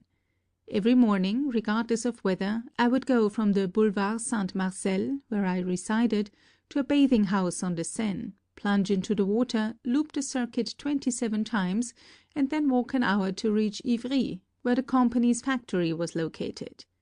There I would have a good woodchopper's breakfast at 7:30 o'clock, and then eagerly await the lunch hour, in the meanwhile cracking hard nuts for the manager of the works, Mr. Charles Batchelor, who was an intimate friend and assistant of Edison. Here I was thrown in contact with a few Americans who fairly fell in love with me because of my proficiency in billiards. To these men I explained my invention, and one of them, Mr. D. Cunningham, foreman of the mechanical department, offered to form a stock company. The proposal seemed to me comical in the extreme. I did not have the faintest conception of what that meant, except that it was an American way of doing things. Nothing came of it, however, and during the next few months I had to travel from one to another place in France and Germany to cure the ills of the power plants. On my return to Paris I submitted to one of the administrators of the company, Mr. Rau, a plan for improving their dynamos, and was given an opportunity. My success was complete, and the delighted directors accorded me the privilege of developing automatic regulators, which were much desired. Shortly after, there was some trouble with the lightning plant which had been installed at the new railroad station in Strasbourg, Alsace. The wiring was defective, and on the occasion of the opening ceremonies, a large part of a wall was blown out through a short circuit, right in the presence of old Emperor William I. The German government refused to take the plant, and the French company was facing a serious loss. On account of my knowledge of the German language and past experience, I was entrusted with the difficult task of straightening out matters, and early in 1883 I went to Strasbourg on that mission. The first induction motor is built. Some of the incidents in that city have left an indelible record on my memory. By a curious coincidence, a number of men who subsequently achieved fame lived there about that time. In later life, I used to say, there were bacteria of greatness in that old town. Others caught the disease, but I escaped. The practical work, correspondence and conferences with officials kept me preoccupied day and night, but as soon as I was able to manage, I undertook the construction of a simple motor in a mechanical shop opposite the railroad station, having brought with me from Paris some material for that purpose. The consummation of the experiment was, however, delayed until the summer of that year, when I finally had the satisfaction of seeing rotation effected by alternating currents of different phase, and without sliding contacts or commutator, as I had conceived a year before. It was an exquisite pleasure, but not to compare with the delirium of joy following the first revelation. Among my new friends was the former mayor of the city, Mr. Bauzin, whom I had already in a measure acquainted with this and other inventions of mine, and whose support I endeavored to enlist. He was sincerely devoted to me and put my project before several wealthy persons, but, to my mortification, found no response. He wanted to help me in every possible way, and the approach of the 1st of July 1919 happens to remind me of a form of assistance I received from that charming man, which was not financial, but none the less appreciated.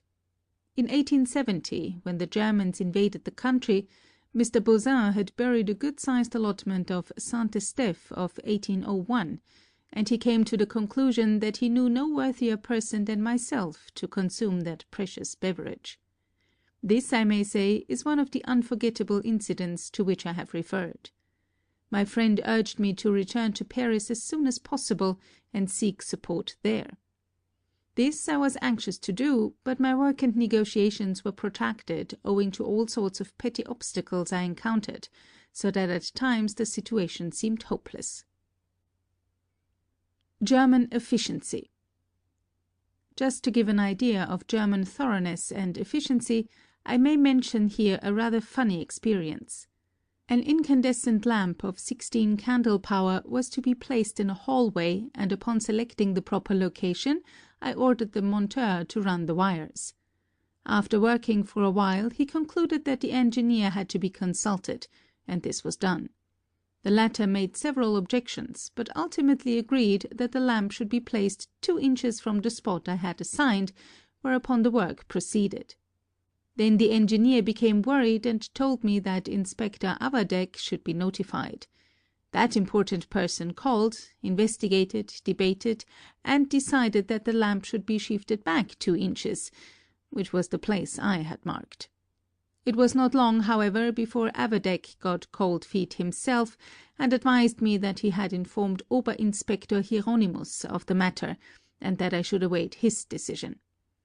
It was several days before the Oberinspector was able to free himself of other pressing duties, but at last he arrived and a 2-hour debate followed, when he decided to move the lamp 2 inches farther. My hopes that this was the final act were shattered when the Oberinspector returned and said to me, "Regierungsrat Funke is so particular that I would not dare to give an order for placing this lamp without his explicit approval." Accordingly, arrangements for a visit from this great man were made. We started cleaning up and polishing early in the morning. Everybody brushed up, I put up my gloves, and when Funke came with his retinue, he was ceremoniously received. After 2 hours' deliberation, he suddenly exclaimed, "I must be going," and pointed to a place on the ceiling. He ordered me to put the lamp there. It was the exact spot which I had originally chosen. So it went day after day with variations, but I was determined to achieve at whatever cost, and in the end my efforts were rewarded. By the spring of 1884 all the differences were adjusted, the plant formally accepted, and I returned to Paris with pleasing anticipations. One of the administrators had promised me a liberal compensation in case I succeeded, as well as a fair consideration of the improvements I had made in their dynamos, and I hoped to realize a substantial sum. There were 3 administrators whom I shall designate as A, B, and C for convenience. When I called on A, he told me that B had the say. This gentleman thought that only C could decide, and the latter was quite sure that A alone had the power to act. After several laps of this circulus viciosus, it dawned upon me that my reward was a castle in Spain. The utter failure of my attempts to raise capital for development was another disappointment, and when Mr. Batchelor pressed me to go to America with a view of redesigning the Edison machines, I determined to try my fortunes in the land of golden promise. But the chance was nearly missed. I liquefied my modest assets, secured accommodations, and found myself at the railroad station as the train was pulling out. At that moment I discovered that my money and tickets were gone. What to do was the question. Hercules had plenty of time to deliberate, but I had to decide while running alongside the train, with opposite feelings surging in my brain like condenser oscillation. Resolve, helped by dexterity, won out in the nick of time, and upon passing through the usual experiences, as trivial as unpleasant, I managed to embark for New York with the remnants of my belongings, some poems and articles I had written, and a package of calculations relating to solutions of an unsolvable integral, and to my flying machine. During the voyage I sat most of the time at the stern of the ship, watching for an opportunity to save somebody from a watery grave, without the slightest thought of danger. Later, when I had absorbed some of the practical American sense, I shivered at the recollection, and marveled at my former folly. Tesla in America. I wish that I could put in words my first impressions of this country. In the Arabian tales I read how genii transported people into a land of dreams to live through delightful adventures. My case was just the reverse. The genii had carried me from a world of dreams into one of realities. What I had left was beautiful, artistic, and fascinating in every way. What I saw here was machined, rough, and unattractive. A burly policeman was twirling his stick, which looked to me as big as a log. I approached him politely with the request to direct me. 6 blocks down, then to the left, he said, with murder in his eyes. Is this America? I asked myself in painful surprise. It is a century behind Europe in civilization. When I went abroad in 1889, 5 years having elapsed since my arrival here, I became convinced that it was more than 100 years ahead of Europe, and nothing has happened to this day to change my opinion. Tesla meets Edison. The meeting with Edison was a memorable event in my life. I was amazed at this wonderful man who, without early advantages and scientific training, had accomplished so much. I had studied a dozen languages, delved in literature and art, and had spent my best years in libraries reading all sorts of stuff that fell into my hands, from Newton's Principia to the novels of Paul de Kock, and felt that most of my life had been squandered. But it did not take long before I recognized that it was the best thing I could have done. Within a few weeks I had won Edison's confidence, and it came about in this way. The SS Oregon, the fastest passenger steamer at that time, had both of its lightning machines disabled and its sailing was delayed. As the superstructure had been built after their installation, it was impossible to remove them from the hold. The predicament was a serious one, and Edison was much annoyed. In the evening I took the necessary instruments with me and went aboard the vessel, where I stayed for the night. The dynamos were in bad conditions, having several short circuits and breaks, but with the assistance of the crew I succeeded in putting them in good shape.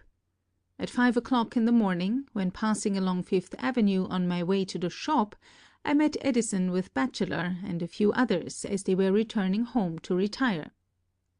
"Here is our Parisian running around at night," he said. When I told him that I was coming from the Oregon and had repaired both machines, he looked at me in silence and walked away without another word. But when he had gone some distance I heard him remark, "Batchelor, this is a damn good man," and from that time on I had fully freedom in directing the work. For nearly a year my regular hours were from 10 a.m. until 5 o'clock the next morning, without a day's exception. Edison said to me, "I have had many hard-working assistants, but you take the cake." During this period I designed 24 different types of standard machines with short cores and of uniform pattern which replaced the old ones. The manager had promised me $50,000 on the completion of this task, but it turned out to be a practical joke. This gave me a painful shock and I resigned my position. Immediately thereafter, some people approached me with the proposal of forming an arc-light company under my name, to which I agreed. Here finally was an opportunity to develop the motor, but when I broached the subject to my new associates, they said, "No, we want the arc lamp. We don't care for this alternating current of yours." In 1886 my system of arc lighting was perfected and adopted for factory and municipal lighting, and I was free, but with no other possession than a beautifully engraved certificate of stock of hypothetical value. Then followed a period of struggle in the new medium for which I was not fitted, but the reward came in the end, and in April 1887 the Tesla Electric Company was organized, providing a laboratory and facilities. The motors I built there were exactly as I had imagined them. I made no attempt to improve the design, but merely reproduced the pictures as they appeared to my vision, and the operation was always as I expected. In the early part of 1888, an arrangement was made with the Westinghouse Company for the manufacture of the motors on a large scale. But great difficulties had still to be overcome. My system was based on the use of low-frequency currents, and the Westinghouse experts had adopted 133 cycles with the object of securing advantages in the transformation.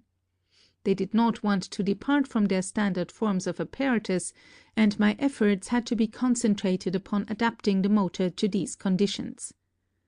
Another necessity was to produce a motor capable of running efficiently at this frequency on 2 wires, which was not easy of accomplishment. At the close of 1889, however, my services in Pittsburgh being no longer essential, I returned to New York and resumed experimental work in a laboratory on Grand Street, where I began immediately the design of high-frequency machines. The problems of construction in this unexplored field were novel and quite peculiar, and I encountered many difficulties. I rejected the inductor type, fearing that it might not yield perfect sine waves, which were so important to resonant action. Had it not been for this, I could have saved myself a great deal of labor. Another discouraging factor of the high-frequency alternator seemed to be the inconstancy of speed, which threatened to impose serious limitations to its use.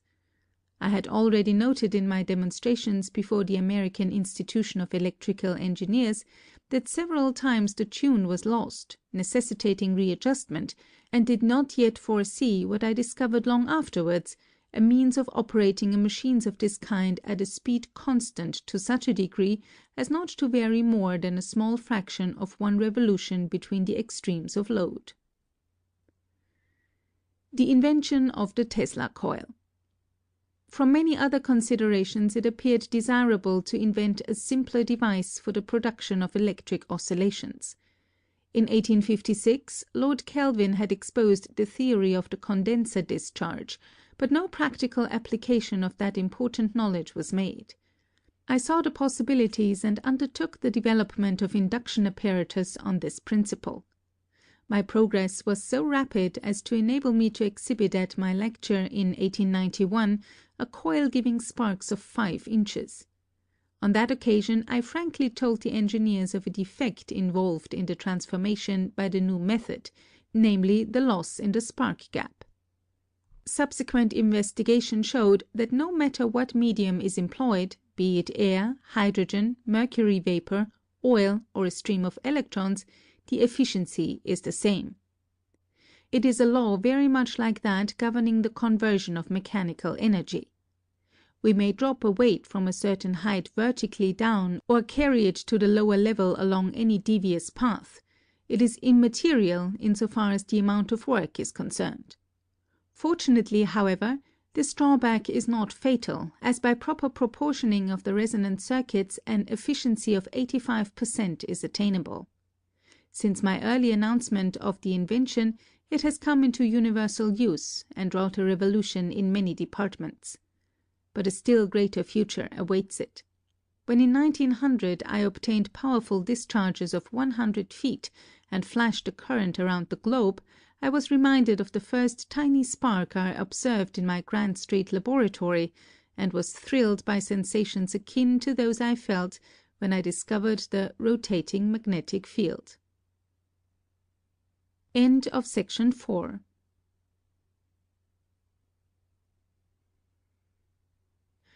Recording by Avai in December 2018. My Inventions Part 5. The Magnifying Transmitter by Nikola Tesla. This article was published in Electrical Experimenter, June 1919. As I review the events of my past life, I realize how subtle are the influences that shape our destinies. An incident of my youth may serve to illustrate. One winter's day I managed to climb a steep mountain in company with other boys. The snow was quite deep, and a warm southerly wind made it just suitable for our purpose. We amused ourselves by throwing balls, which would roll down a certain distance, gathering more or less snow, and we tried to outdo one another in this exciting sport. Suddenly a ball was seen to go beyond the limit, swelling to enormous proportions until it became as big as a house, and plunged thundering into the valley below, with a force that made the ground tremble. I looked on spellbound, incapable of understanding what had happened. For weeks afterward the picture of the avalanche was before my eyes, and I wondered how anything so small could grow to such an immense size. Ever since that time the magnification of feeble actions fascinated me, and when, years later, I took up the experimental study of mechanical and electrical resonance, I was keenly interested from the very start. Possibly, had it not been for that early powerful impression, I might not have followed up the little spark I obtained with my coil, and never developed my best invention, the true history of which I will tell here for the first time. Scrapping the world's engines. Lion hunters have often asked me which of my discoveries I prize most. This depends on the point of view. Not a few technical men, very able in their special departments, but dominated by a pedantic spirit and near-sighted, have asserted that excepting the induction motor I have given to the world little of practical use. This is a grievous mistake. A new idea must not be judged by its immediate results. My alternating system of power transmission came at a psychological moment, as a long-sought answer to pressing industrial questions, and although considerable resistance had to be overcome and opposing interests reconciled, as usual, the commercial introduction could not be long delayed. Now, compare this situation with that confronting my turbine, for example. One should think that so simple and beautiful an invention, possessing many features of an ideal motor, should be adopted at once, and, undoubtedly, it would under similar conditions. But the prospective effect of the rotating field was not to render worthless existing machinery. On the contrary, it was to give it additional value. The system lent itself to new enterprise as well as to improvement of the old. My turbine is an advance of a character entirely different.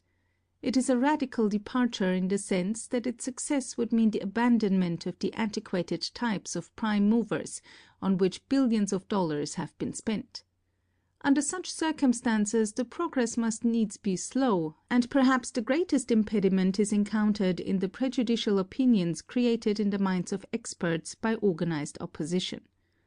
Only the other day I had a disheartening experience when I met my friend and former assistant, Charles F. Scott, now professor of electrical engineering at Yale. I had not seen him for a long time and was glad to have an opportunity for a little chat at my office. Our conversation naturally enough drifted on my turbine, and I became heated to a high degree. "Scott," I exclaimed, carried away by the vision of a glorious future, "my turbine will scrap all the heat engines in the world." Scott stroked his chin and looked away thoughtfully, as though making a mental calculation. "That will make quite a pile of scrap," he said, and left without another word. Aladdin's lamp. This and other inventions of mine, however, were nothing more than steps forward in certain directions. In evolving them, I simply followed the inborn instinct to improve the present devices without any special thought of our far more imperative necessities. The magnifying transmitter was the product of labors extending through years, having for their chief object the solution of problems which are infinitely more important to mankind than mere industrial development. If my memory serves me right, it was in November 1890 that I performed a laboratory experiment which was one of the most extraordinary and spectacular ever recorded in the annals of science. In investigating the behavior of high-frequency currents, I had satisfied myself that an electric field of sufficient intensity could be produced in a room to light up electrodeless vacuum tubes. Accordingly, a transformer was built to test the theory, and the first trial proved a marvelous success. It is difficult to appreciate what those strange phenomena meant at that time. We crave for new sensations, but soon become indifferent to them. The wonders of yesterday are today common occurrences. When my tubes were first publicly exhibited, they were viewed with amazement impossible to describe. From all parts of the world I received urgent invitations and numerous honors, and other flattering inducements were offered to me, which I declined. In Faraday's chair. But in 1892 the demands become irresistible, and I went to London, where I delivered a lecture before the Institution of Electrical Engineers. It had been my intention to leave immediately for Paris in compliance with a similar obligation, but Sir James Dewar insisted on my appearing before the Royal Institution. I was a man of firm resolve, but succumbed easily to the forceful arguments of the great Scotchman. He pushed me into a chair and poured out half a glass of a wonderful brown fluid, which sparkled in all sorts of iridescent colors and tasted like nectar. "Now," said he, "you are sitting in Faraday's chair, and you are enjoying whiskey he used to drink." In both aspects it was an enviable experience. The next evening I gave a demonstration before that institution, at the termination of which Lord Rayleigh addressed the audience, and his generous words gave me the first start in these endeavours. I fled from London and later from Paris to escape favours showered upon me, and journeyed to my home, where I passed through a most painful ordeal and illness. Upon regaining my health, I began to formulate plans for the resumption of work in America. Up to that time I never realized that I possessed any particular gift of discovery, but Lord Rayleigh, whom I always considered as an ideal man of science, had said so, and if that was the case, I felt that I should concentrate on some big idea. Nature's trigger. One day, as I was roaming in the mountains, I sought shelter from an approaching storm. The sky became overhung with heavy clouds, but somehow the rain was delayed until, all of a sudden, there was a lightning flash, and a few moments after a deluge. This observation set me thinking. It was manifest that the two phenomena were closely related, as cause and effect, and a little reflection led me to the conclusion that the electrical energy involved in the precipitation of the water was inconsiderable, the function of lightning being much like that of a sensitive trigger. Here was a stupendous possibility of achievement. If we could produce electric effects of the required quality, this whole planet and the conditions of existence on it could be transformed. The sun raises the water of the oceans, and winds drive it to distant regions where it remains in a state of most delicate balance. If it were in our power to upset it when and wherever desired, this mighty life-sustaining stream could be at will controlled. We could irrigate arid deserts, create lakes and rivers, and provide motive power in unlimited amounts. This would be the most efficient way of harnessing the sun to the uses of man. The consummation depended on our ability to develop electric forces of the order of those in nature. It seemed a hopeless undertaking, but I made up my mind to try it, and immediately on my return to the United States, in the summer of 1892, work was begun, which was to me all the more attractive, because a means of the same kind was necessary for the successful transmission of energy without wires. 4,000,000 volts. The first gratifying result was obtained in the spring of the succeeding year, when I reached tensions of about 1,000,000 volts with my conical coil. That was not much in the light of the present art, but it was then considered a feat. Steady progress was made until the destruction of my laboratory by fire in 1895, as may be judged from an article by T.C. Martin, which appeared in the April number of the Century magazine. This calamity set me back in many ways, and most of that year had to be devoted to planning and reconstruction. However, as soon as circumstances permitted, I returned to the task.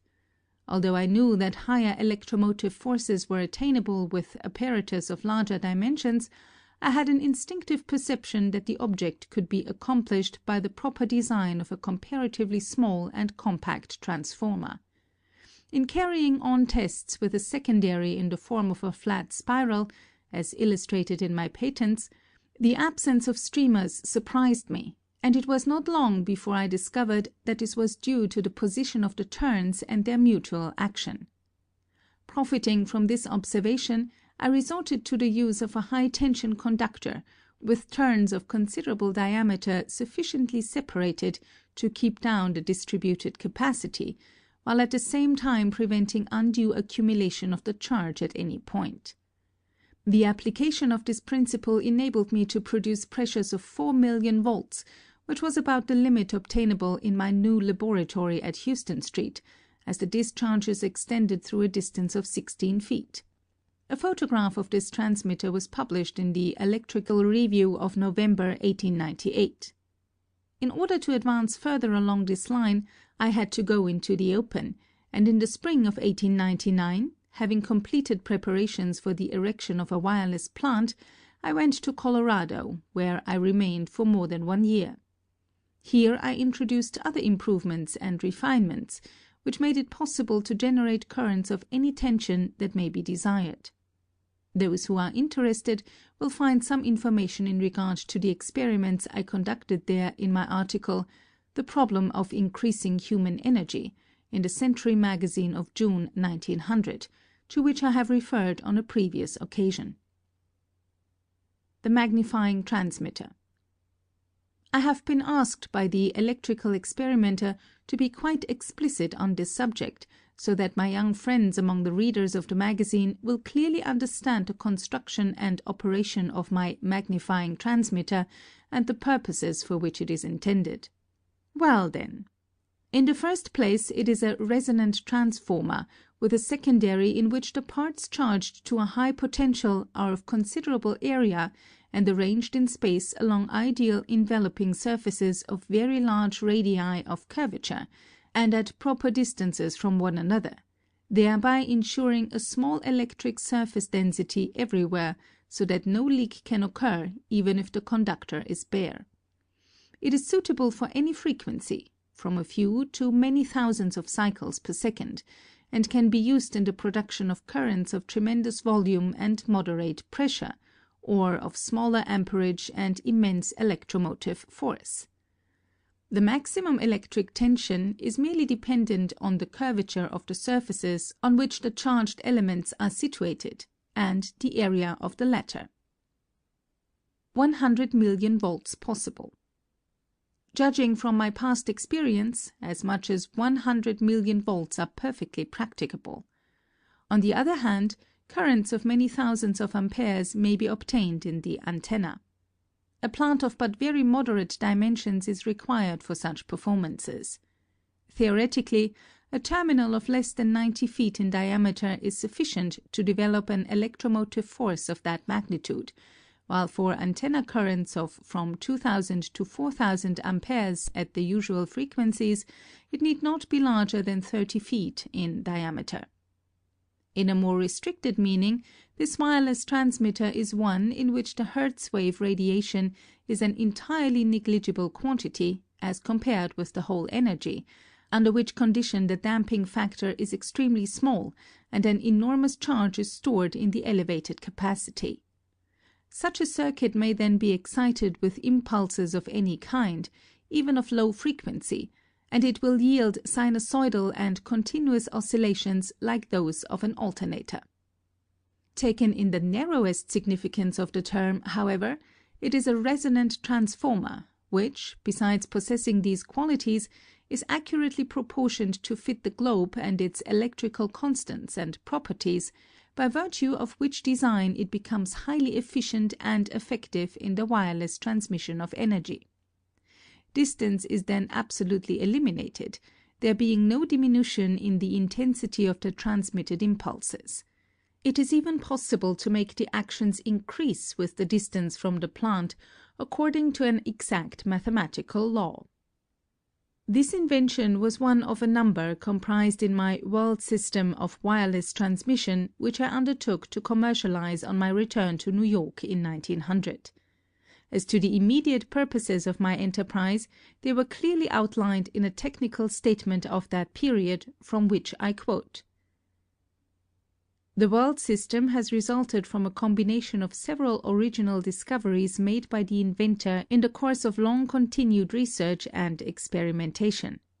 It makes possible not only the instantaneous and precise wireless transmission of any kind of signals, messages, or characters to all parts of the world, but also the interconnection of the existing telegraph, telephone, and other signal stations without any change in their present equipment.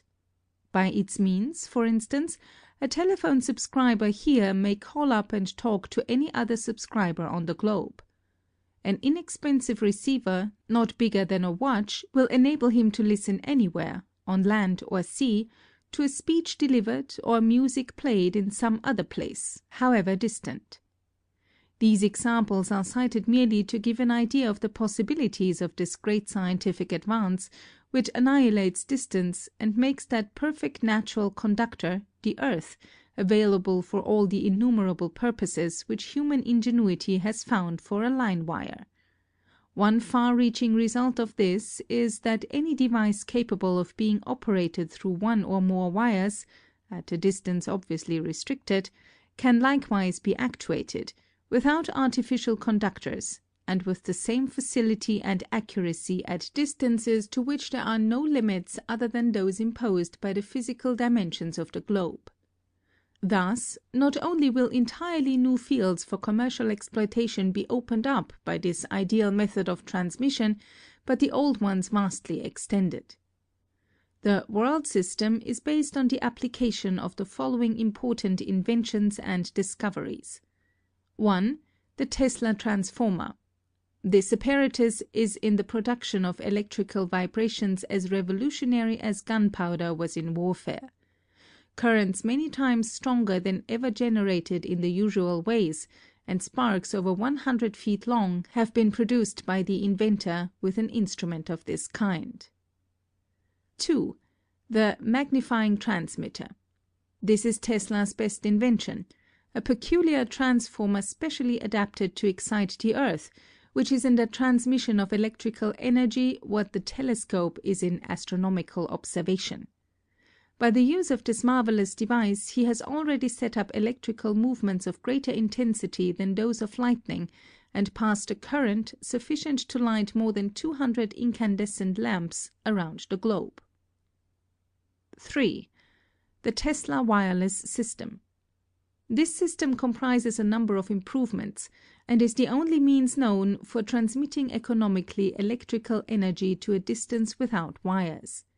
Careful tests and measurements, in connection with an experimental station of great activity, erected by the inventor in Colorado, have demonstrated that power in any desired amount can be conveyed, clear across the globe if necessary, with a loss not exceeding a few %. 4. The art of individualization.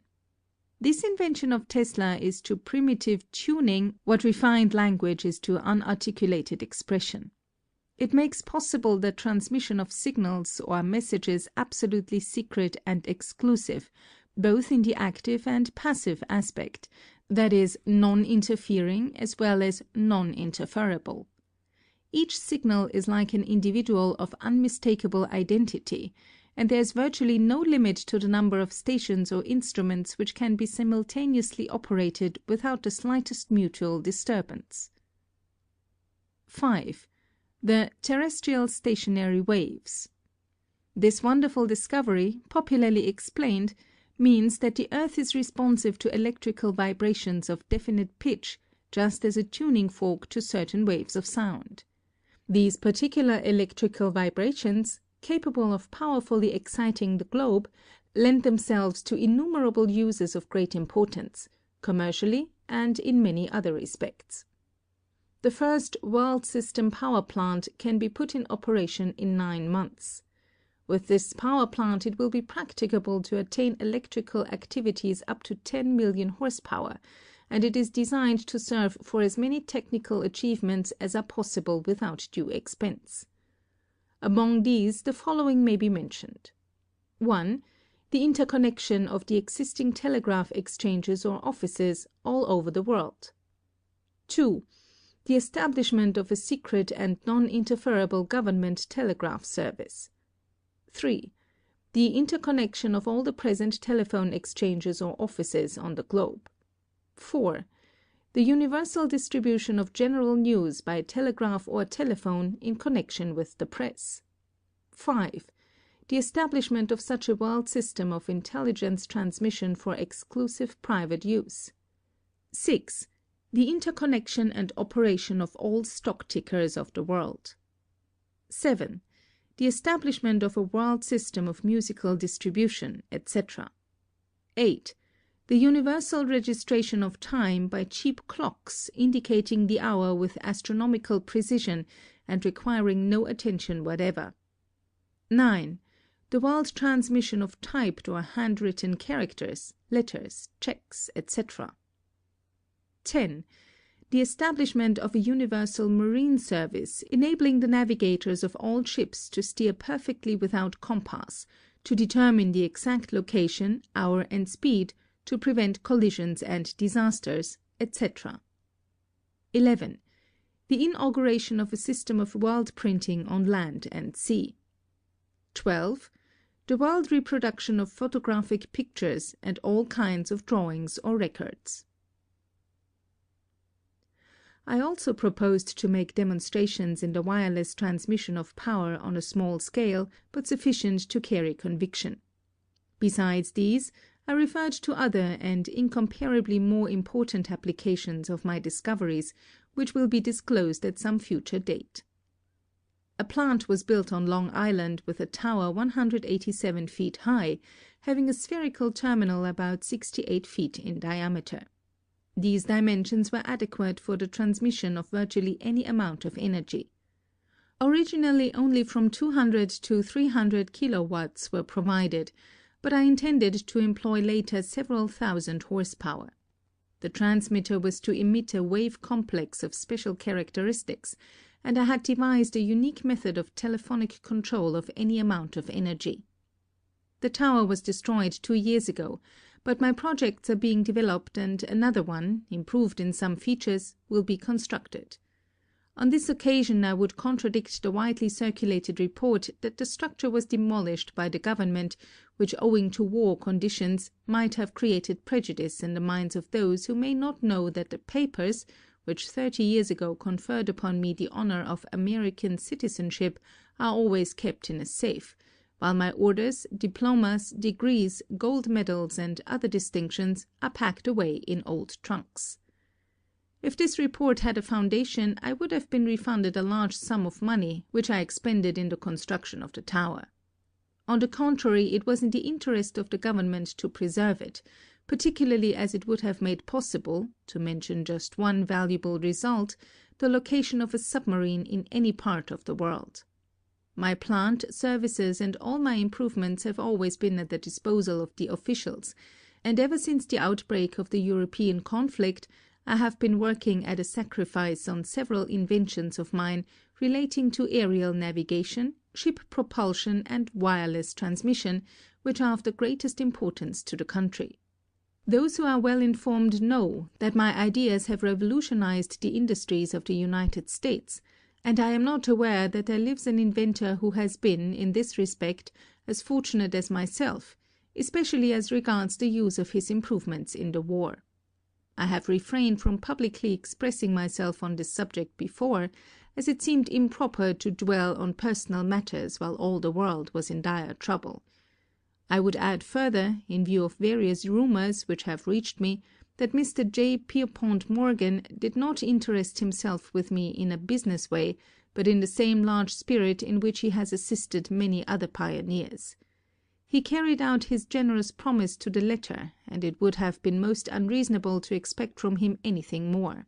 He had the highest regard for my attainments, and gave me every evidence of his complete faith in my ability to ultimately achieve what I had set out to do. I am unwilling to accord to some small-minded and jealous individuals the satisfaction of having thwarted my efforts. These men are to me nothing more than microbes of a nasty disease. The project was retarded by laws of nature. The world was not prepared for it. It was too far ahead of time. But the same laws will prevail in the end and make it a triumphal success. End of section 5.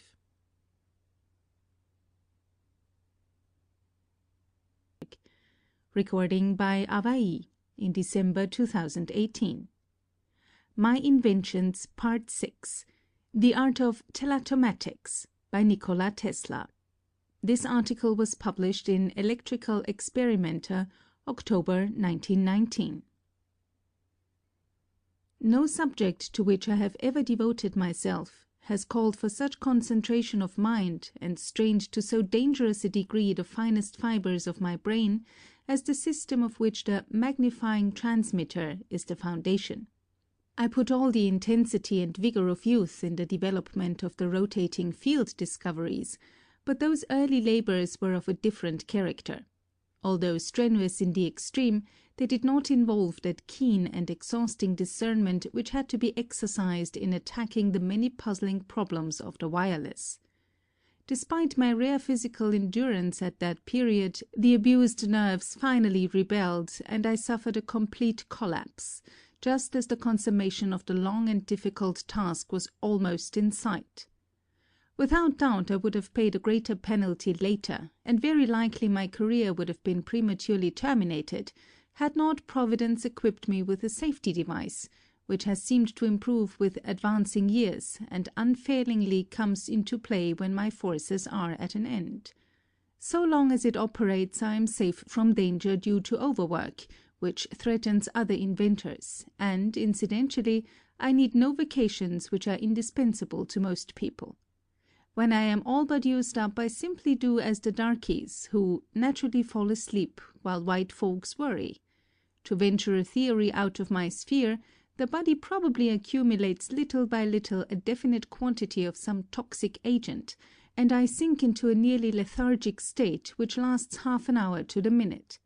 Upon awakening, I have the sensation as though the events immediately preceding had occurred very long ago, and if I attempt to continue the interrupted train of thought, I feel a veritable mental nausea. Involuntarily, I then turn to other work, and am surprised at the freshness of the mind and ease with which I overcome obstacles that had baffled me before. After weeks or months, my passion for the temporarily abandoned invention returns, and I invariably find answers to all the vexing questions with scarcely any effort. In this connection I will tell of an extraordinary experience which may be of interest to students of psychology.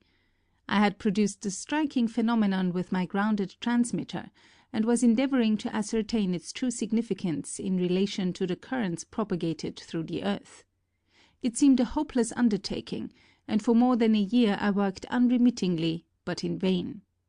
This profound study so entirely absorbed me that I became forgetful of everything else, even of my undermined health. At last, as I was at the point of breaking down, nature applied the preservative-inducing lethal sleep.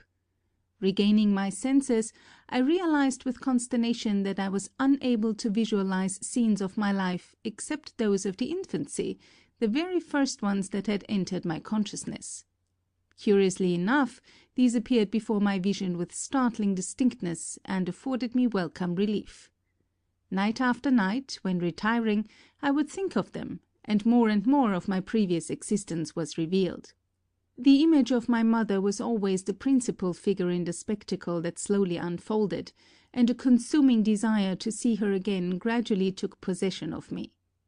This feeling grew so strong that I resolved to drop all work and satisfy my longing. But I found it too hard to break away from the laboratory, and several months elapsed during which I had succeeded in reviving all the impressions of my past life up to the spring of 1892. In the next picture that came out of the mist of oblivion, I saw myself at the Hôtel de la Paix in Paris, just coming to from one of my peculiar sleeping spells, which had been caused by prolonged exertion of the brain. Imagine the pain and distress I felt when it flashed upon my mind that a dispatch was handed to me at that very moment, bearing the sad news that my mother was dying. I remembered how I made the long journey home without an hour of rest, and how she passed away after weeks of agony. It was especially remarkable that during all this period of partially obliterated memory, I was fully alive to everything touching on the subject of my research. I could recall the smallest details and the least insignificant observations in my experiments, and even recite pages of text and complex mathematical formulae. My belief is firm in a law of compensation. The true rewards are ever in proportion to the labor and sacrifices made. This is one of the reasons why I feel certain that of all my inventions, the magnifying transmitter will prove most important and valuable to future generations. I am prompted to this prediction not so much by thoughts of the commercial and industrial revolution which it will surely bring about, but of the humanitarian consequences of the many achievements it makes possible. Considerations of mere utility weigh little in the balance against the higher benefits of civilization. We are confronted with portentous problems which cannot be solved just by providing for our material existence, however abundantly. On the contrary, progress in this direction is fraught with hazards and perils not less menacing than those born from want and suffering. If we were to release the energy of atoms, or discover some other way of developing cheap and unlimited power at any point of the globe, this accomplishment, instead of being a blessing, might bring disaster to mankind in giving rise to dissension and anarchy, which would ultimately result in the enthronement of the hated regime of force. The greatest good will come from technical improvements tending to unification and harmony, and my wireless transmitter is preeminently such. By its means the human voice and likeness will be reproduced everywhere, and factories driven thousands of miles from waterfalls furnishing the power. Aerial machines will be propelled around the earth without a stop, and the sun's energy controlled to create lakes and rivers for motive purposes and transformation of arid deserts into fertile land. Its introduction for telegraphic, telephonic, and similar uses will automatically cut out the statics and all other interferences which at present impose narrow limits to the application of the wireless. This is a timely topic on which a few words might not be amiss. Tesla raps static men vigorously. During the past decade, a number of people have arrogantly claimed that they had succeeded in doing away with this impediment. I have carefully examined all of the arrangements described and tested most of them, long before they were publicly disclosed, but the finding was uniformly negative. A recent official statement from the U.S. Navy may, perhaps, have taught some beguilable news editors how to appraise these announcements at their real worth. As a rule, the attempts are based on theories so fallacious that whenever they come to my notice, I cannot help thinking in a lighter vein. Quite recently, a new discovery was heralded with a deafening flourish of trumpets, but it provided another case of a mountain bringing forth a mouse. This reminds me of an exciting incident which took place years ago when I was conducting my experiments with currents of high frequency. Steve Brodie had just jumped off the Brooklyn Bridge. The feat has been vulgarized since by imitators, but the first report electrified New York. I was very impressionable then and frequently spoke of the daring printer. On a hot afternoon I felt the necessity of refreshing myself and stepped into one of the popular 30,000 institutions of this great city where a delicious 12% beverage was served which can now be had only by making a trip to the poor and devastated countries of Europe. The attendance was large and not over-distinguished, and a matter was discussed which gave me an admirable opening for the careless remark, "This is what I said when I jumped off the bridge." No sooner had I uttered these words than I felt like the companion of Timotheus in the poem of Schiller. In an instant there was a pandemonium, and a dozen voices cried, "It is Brodie!" I threw a quarter on the counter and bolted for the door, but the crowd was at my heels with yells, "Stop, Steve!" which must have been misunderstood, for many persons tried to hold me up as I ran frantically for my haven of refuge. By darting around corners I fortunately managed, through the medium of a fire escape, to reach the laboratory, where I threw off my coat, camouflaged myself as a hard-working blacksmith, and started the forge. But these precautions proved unnecessary. I had eluded my pursuers. For many years afterward, at night, when imagination turns into spectres the trifling troubles of the day, I often thought, as I tossed on the bed, what my fate would have been had that mob caught me and found out that I was not Steve Brodie. Now, the engineer who lately gave an account before a technical body of a novel remedy against statics based on a heretofore unknown law of nature, seems to have been as reckless as myself when he contended that these disturbances propagate up and down, while those of a transmitter proceed along the earth. It would mean that a condenser, as this globe, with its gaseous envelope, could be charged and discharged in a manner quite contrary to the fundamental teachings propounded in every elementary textbook of physics. Such a supposition would have been condemned as erroneous, even in Franklin's time, for the facts bearing on this were then well known, and the identity between atmospheric electricity and that developed by machines was fully established. Obviously, natural and artificial disturbances propagate through the earth and the air in exactly the same way, and both set up electromotive forces in the horizontal as well as vertical sense. Interference cannot be overcome by any such methods as were proposed. The truth is this. In the air the potential increases at the rate of about 50 volts per foot of elevation, owing to which there may be a difference of pressure amounting to 20 or even 40,000 volts between the upper and lower ends of the antenna. The masses of the charged atmosphere are constantly in motion and give up electricity to the conductor, not continuously, but rather disruptively, this producing a grinding noise in a sensitive telephonic receiver. The higher the terminal and the greater the space encompassed by the wires, the more pronounced is the effect, but it must be understood that it is purely local and has little to do with the real trouble. In 1900, while perfecting my wireless system, one form of apparatus comprised 4 antennae. These were carefully calibrated to the same frequency and connected in multiple with the object of magnifying the action in receiving from any direction. When I desired to ascertain the origin of the transmitted impulses, each diagonally situated pair was put in series with a primary coil energizing the detector circuit. In the former case, the sound was loud in the telephone. In the latter, it ceased, as expected, the 2 antennae neutralizing each other. But the true statics manifested themselves in both instances, and I had to devise special preventatives embodying different principles. The remedy for static.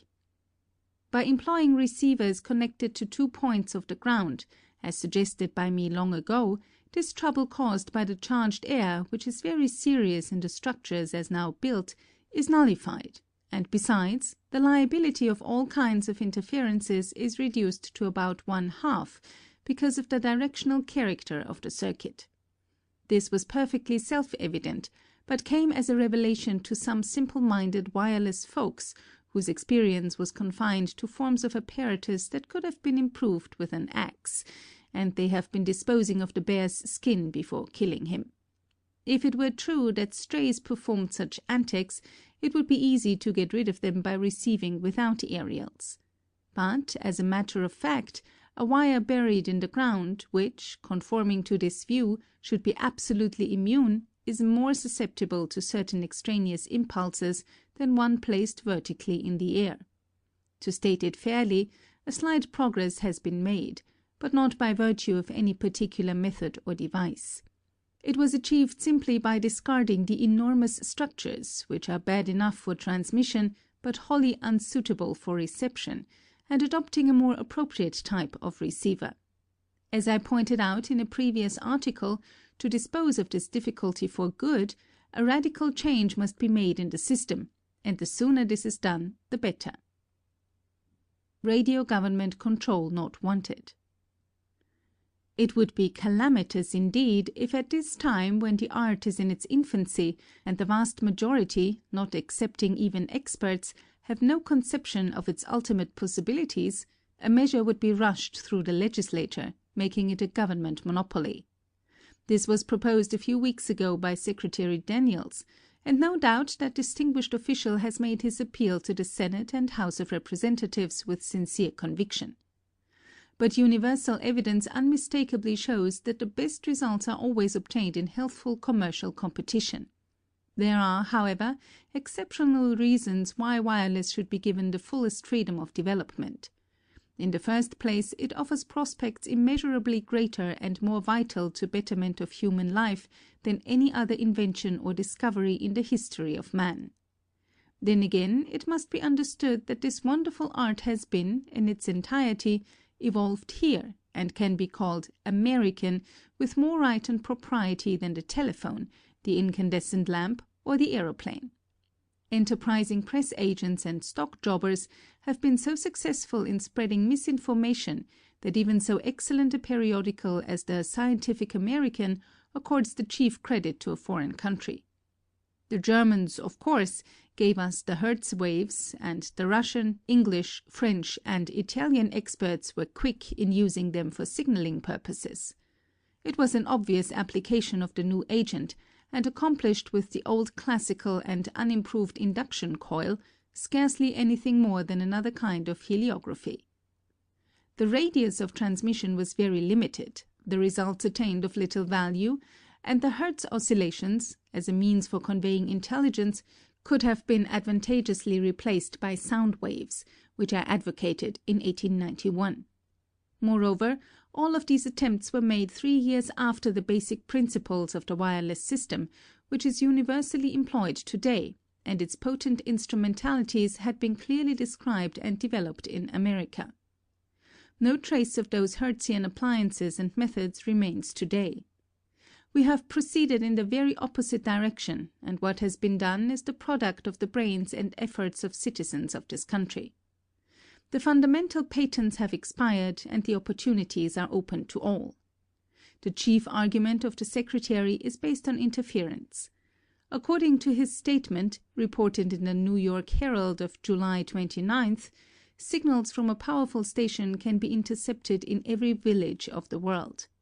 In view of this fact, which was demonstrated in my experiments of 1900, it would be of little use to impose restrictions in the United States. America first. As throwing light on this point, I may mention that only recently an odd-looking gentleman called on me with the object of enlisting my services in the construction of world transmitters in some distant land. "We have no money," he said, "but carloads of solid gold, and we will give you a liberal amount." I told him that I wanted to see first what will be done with my inventions in America, and this ended the interview. But I am satisfied that some dark forces are at work, and as time goes on, the maintenance of continuous communication will be rendered more difficult. The only remedy is a system immune against interruption. It has been perfected, it exists, and all that is necessary is to put it in operation. The terrible conflict is still uppermost in the minds, and perhaps the greatest importance will be attached to the magnifying transmitter as a machine for attack and defense, more particularly in connection with telautomatics. This invention is a logical outcome of observations begun in my boyhood and continued throughout my life. When the first results were published, the Electrical Review started editorially that it would become one of the most potent factors in the advance and civilization of mankind. The time is not distant when this prediction will be fulfilled. In 1898 and 1900 it was offered to the government, and might have been adopted, were I one of those who would go to Alexander's shepherd when they want a favor from Alexander. At that time, I really thought that it would abolish war, because of its unlimited destructiveness and exclusion of the personal element of combat. But while I have not lost faith in its potentialities, my views have changed since. The road to permanent peace. War cannot be avoided until the physical cause for its recurrence is removed, and this, in the last analysis, is the vast extent of the planet on which we live. Only through annihilation of distance in every respect, as the conveyance of intelligence, transport of passengers and supplies, and transmission of energy, will conditions be brought about some day, ensuring permanency of friendly relations. What we now want most is closer contact and better understanding between individuals and communities all over the earth, and the elimination of that fanatic devotion to exalted ideals of national egoism and pride, which is always prone to plunge the world into primeval barbarism and strife. No league or parliamentary act of any kind will ever prevent such a calamity. These are only new devices for putting the weak at the mercy of the strong. I have expressed myself in this regard 14 years ago, when a combination of a few leading governments, a sort of holy alliance, was advocated by the late Andrew Carnegie, who may be fairly considered as the father of this idea, having given to it more publicity and impetus than anybody else prior to the efforts of the President. While it cannot be denied that such a pact might be of material advantage to some less fortunate peoples, it cannot attain the chief object sought. Peace can only come as a natural consequence of universal enlightenment and merging of races, and we are still far from this blissful realization. As I view the world of today, in the light of the gigantic struggle we have witnessed, I am filled with conviction that the interests of humanity would be best served if the United States remained true to its traditions and kept out of entangling alliances. Situated as it is, geographically, remote from the theaters of impending conflicts, without incentive to territorial aggrandizement, with inexhaustible resources and immense population thoroughly imbued with the spirit of liberty and right, this country is placed in a unique and privileged position. It is thus able to exert, independently, its colossal strength and moral force to the benefit of all, more judiciously and effectively than as a member of a league. The mechanistic theory of life. In one of these biographical sketches, published in the Electrical Experimenter, I have dwelt on the circumstances of my early life, and told of an affliction which compelled me to unremitting exercise of imagination and self-observation. This mental activity, at first involuntary under the pressure of illness and suffering, gradually became second nature, and led me finally to recognize that I was but an automaton devoid of free will in thought and action, and merely responsive to the forces of the environment. Our bodies are of such complexity of structure, the motions we perform are so numerous and involved, and the external impressions on our sense organs to such a degree delicate and elusive, that it is hard for the average person to grasp this fact. And yet nothing is more convincing to the trained investigator than the mechanistic theory of life which had been, in a measure, understood and propounded by Descartes 300 years ago. But in this time many important functions of our organism were unknown, and, especially with respect to the nature of light and the construction and operation of the eye, philosophers were in the dark. In recent years, the progress of scientific research in these fields has been such as to leave no room for a doubt in regard to this view, on which many works have been published. One of its ablest and most eloquent exponents is, perhaps, Félix Le Dantec, formerly assistant of Pasteur. Professor Jacques Loeb has performed remarkable experiments in heliotropism, clearly establishing the controlling power of light in lower forms of organisms, and his latest book, Forced Movements, is revelatory. But while men of science accept this theory simply as any other that is recognized, to me it is a truth which I hourly demonstrate by every act and thought of mine. The consciousness of the external impression prompting me to any kind of exertion, physical or mental, is ever present in my mind.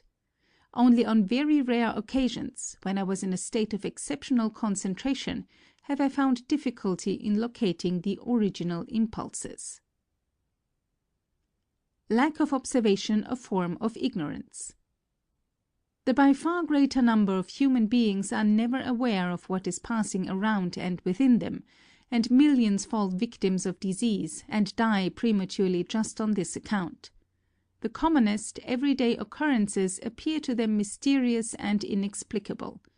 One may feel a sudden wave of sadness, and rake his brain for an explanation when he might have noticed that it was caused by a cloud cutting off the rays of the sun. He may see the image of a friend dear to him under conditions which he construed as very peculiar, when only shortly before he has passed him in the street or seen his photograph somewhere. When he loses a collar button he fusses and swears for an hour, being unable to visualize his previous actions and locate the object directly. Deficient observation is merely a form of ignorance, and responsible for the many morbid notions and foolish ideas prevailing. There is not more than 1 out of every 10 persons who does not believe in telepathy and other psychic manifestations, spiritualism and communion with the dead, and who would refuse to listen to willing or unwilling deceivers. Just to illustrate how deeply rooted this tendency has become even among the clear-headed American population, I may mention a comical incident. Psychic phenomena in the manufacture of flivvers. Shortly before the war, when the exhibition of my turbines in this city elicited widespread comment in the technical papers, I anticipated that there would be a scramble among manufacturers to get hold of the invention, and I had particular designs on that man from Detroit who has an uncanny faculty for accumulating millions. So confident was I that he would turn up some day that I declared this as certain to my secretary and assistants. Sure enough, one fine morning a body of engineers from the Ford Motor Company presented themselves with the request of discussing with me an important project. "Didn't I tell you?"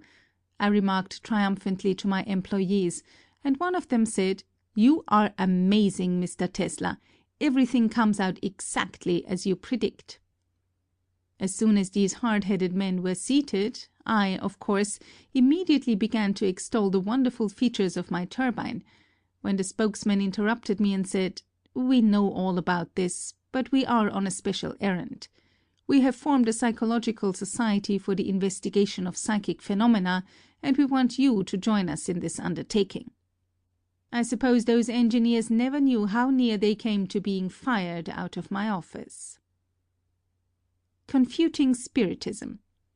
Ever since I was told by some of the greatest men of the time, leaders in science whose names are immortal, that I am possessed of an unusual mind, I bent all my thinking faculties on the solution of great problems regardless of sacrifice. For many years I endeavored to solve the enigma of death, and watched eagerly for every kind of spiritual indication. But only once in the course of my existence have I had an experience which momentarily impressed me as supernatural. It was at the time of my mother's death. I had become completely exhausted by pain and long vigilance, and one night was carried to a building about 2 blocks from our home. As I lay helpless there, I thought that if my mother died while I was away from her bedside, she would surely give me a sign. 2 or 3 months before, I was in London in company with my late friend Sir William Crookes, when spiritualism was discussed, and I was under the full sway of these thoughts. I might not have paid attention to other men, but was susceptible to his arguments, as it was his epochal work on radiant matter, which I had read as a student, that made me embrace the electrical career. I reflected that the conditions for a look into the beyond were most favourable, for my mother was a woman of genius and particularly excelling in the powers of intuition. During the whole night every fibre in my brain was strained in expectancy, but nothing happened until early in the morning, when I fell in a sleep, or perhaps a swoon, and saw a cloud carrying angelic figures of marvellous beauty, one of whom gazed upon me lovingly and gradually assumed the features of my mother.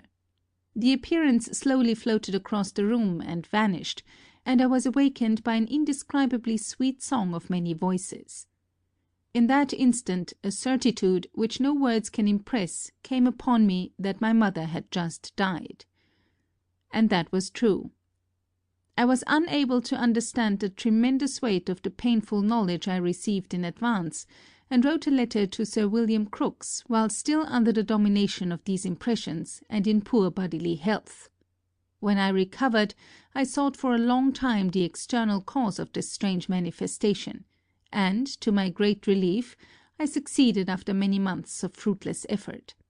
I had seen the painting of a celebrated artist, representing allegorically one of the seasons in the form of a cloud with a group of angels, which seemed to actually float in the air, and this had struck me forcefully. It was exactly the same that appeared in my dream, with the exception of my mother's likeness. The music came from the choir in the church nearby at the early Mass of Easter morning, explaining everything satisfactorily in conformity with scientific facts. This occurred long ago, and I have never had the faintest reason since to change my views on psychical and spiritual phenomena, for which there is absolutely no foundation. The belief in these is the natural outgrowth of intellectual development. Religious dogmas are no longer accepted in their orthodox meaning, but every individual clings to faith in a supreme power of some kind. We all must have an ideal to govern our conduct and ensure contentment, but it is immaterial whether it be one of creed, art, science, or anything else, so long as it fulfills the function of a dematerializing force. It is essential to the peaceful existence of humanity as a whole that one common conception should prevail. Tesla's astounding discovery. While I have failed to obtain any evidence in support of the contentions of psychologists and spiritualists, I have proved to my complete satisfaction the automatism of life, not only through continuous observations of individual actions, but even more conclusively through certain generalizations. These amount to a discovery which I consider of the greatest moment to human society, and on which I shall briefly dwell. I got the first inkling of this astounding truth when I was still a very young man, but for many years I interpreted what I noted simply as coincidences. Namely, whenever either myself, or a person to whom I was attached, or a cause to which I was devoted, was hurt by others in a particular way, which might be best properly characterized as the most unfair imaginable, I experienced a singular and undefinable pain, which, for want of a better term, I have qualified as cosmic, and shortly thereafter, and invariably, those who had inflicted it came to grief. After many such cases, I confided this to a number of friends, who had the opportunity to convince themselves of the truth of the theory which I have gradually formulated, and which may be stated in the following few words. Our bodies are of similar construction and exposed to the same external influences. This results in likeness of response and concordance of the general activities on which all our social and other rules and laws are based. We are automata entirely controlled by the forces of the medium, being tossed about like corks on the surface of the water, but mistaking the resultant of the impulses from the outside for free will. The movements and other actions we perform are always life-preservative, and though seemingly quite independent from one another, we are connected by invisible links. So long as the organism is in perfect order, it responds accurately to the agents that prompt it, but the moment that there is some derangement in any individual, his self-preservative power is impaired. Everybody understands, of course, that if one becomes deaf, has his eyesight weakened or his limbs injured, the chances for his continued existence are lessened. But this is also true, and perhaps more so, of certain defects in the brain, which deprive the automaton, more or less, of that vital quality, and cause it to rush into destruction. A very sensitive and observant being, with his highly developed mechanism all intact, and acting with precision in obedience to the changing conditions of the environment, is endowed with a transcending mechanical sense, enabling him to evade perils too subtle to be directly perceived. When he comes in contact with others whose controlling organs are radically faulty, that sense asserts itself, and he feels the cosmic pain. The truth of this has been borne out in hundreds of instances, and I am inviting other students of nature to devote attention to this subject, believing that through combined and systematic effort, results of incalculable value to the world will be obtained. Dr. Tesla's first automaton. The idea of constructing an automaton to bear out my theory presented itself to me early, but I did not begin active work until 1893, when I started my wireless investigations. During the succeeding 2 or 3 years, a number of automatic mechanisms, to be actuated from a distance, were constructed by me and exhibited to visitors in my laboratory. In 1896, however, I designed a complete machine capable of a multitude of operations, but the consummation of my labors was delayed until late 1897. This machine was illustrated and described in my article in the Century magazine of June 1900 and other periodicals of that time, and, when first shown in the beginnings of 1898, it created a sensation such as no other invention of mine has ever produced. In November 1898, a basic patent on the novel art was granted to me, but only after the examiner-in-chief had come to New York and witnessed the performance, for what I claimed seemed unbelievable. I remember that when later I called on an official in Washington, with a view of offering the invention to the government, he burst out in laughter upon my telling him what I had accomplished.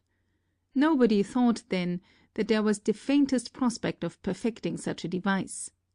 It is unfortunate that in this patent, following the advice of my attorneys, I indicated the control as being effected through the medium of a single circuit and a well-known form of detector, for the reason that I had not yet secured protection on my methods and apparatus for individualization. As a matter of fact, my boats were controlled through the joint action of several circuits, and interference of every kind was excluded. Most generally, I employed receiving circuits in the form of loops, including condensers, because the discharges of my high-tension transmitter ionizing the air in the hall, so that even a very small aerial would draw electricity from the surrounding atmosphere for hours. Just to give an idea, I found, for instance, that a bulb 12 inches in diameter, highly exhausted, and with one single terminal to which a short wire was attached, would deliver well onto 1,000 successive flashes before all charge of the air in the laboratory was neutralized. The loop form of receiver was not sensitive to such a disturbance, and it is curious to note that it is becoming popular at this late date. In reality, it collects much less energy than the aerials or a long grounded wire, but it so happens that it does away with a number of defects inherent to the present wireless devices. In demonstrating my invention before audiences, the visitors were requested to ask any questions, however involved, and the automaton would answer them by signs. This was considered magic at that time, but was extremely simple, for it was myself who gave the replies by means of the device. At the same period, another larger tetotomatic boat was constructed, a photograph of which is shown in this number of the Electrical Experimenter. It was controlled by loops, having several turns placed in the hull, which was made entirely watertight and capable of submergence. The apparatus was similar to that used in the first, with the exception of certain special features I introduced, as, for example, incandescent lamps which afforded a visible evidence of the proper functioning of the machine. Telautomatics of the future. These automata, controlled within the range of vision of the operator, were, however, the first and rather crude steps in the evolution of the art of telautomatics as I had conceived it. The next logical improvement was its application to automatic mechanisms beyond the limits of vision and at a great distance from the center of control, and I have ever since advocated their employment as instruments of warfare in preference to guns. The importance of this now seems to be recognized, if I am to judge from casual announcements through the press of achievements which are said to be extraordinary, but contain no merit of novelty whatever.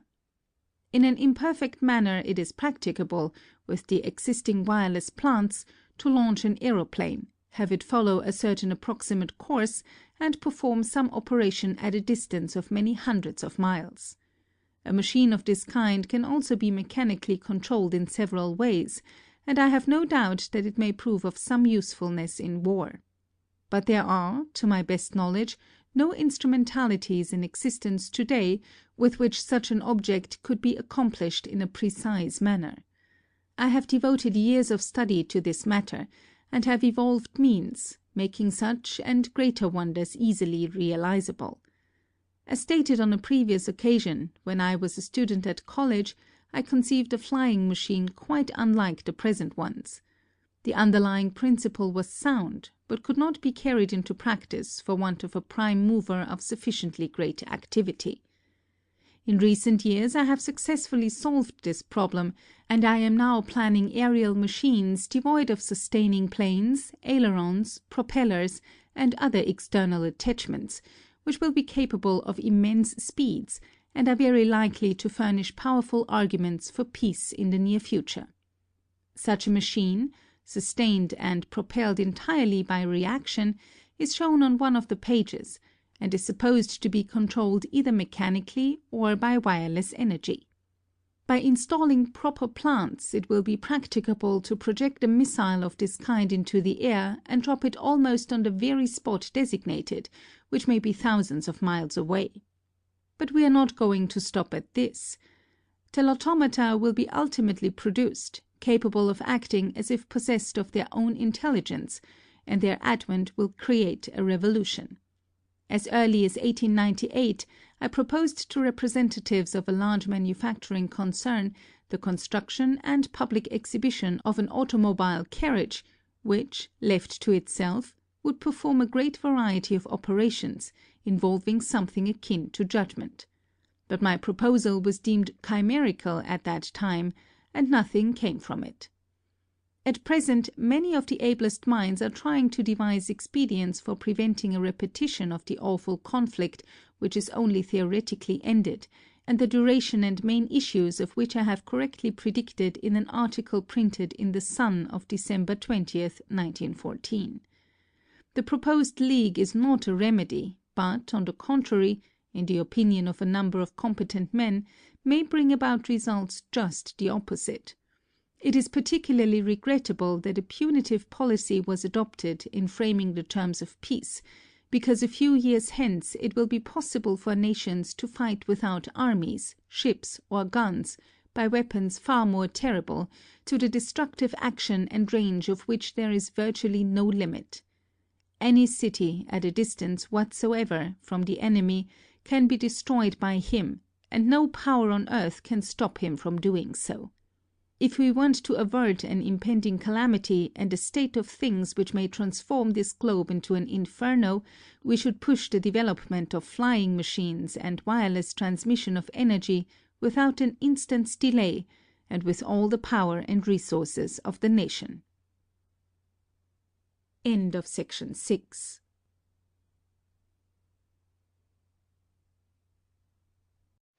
Greatest Audiobooks is excited to partner with Audiobooks.com. Sign up for a free 30-day trial and get your first audiobook free. Cancel anytime, no strings attached. Click below to get your free audiobook today.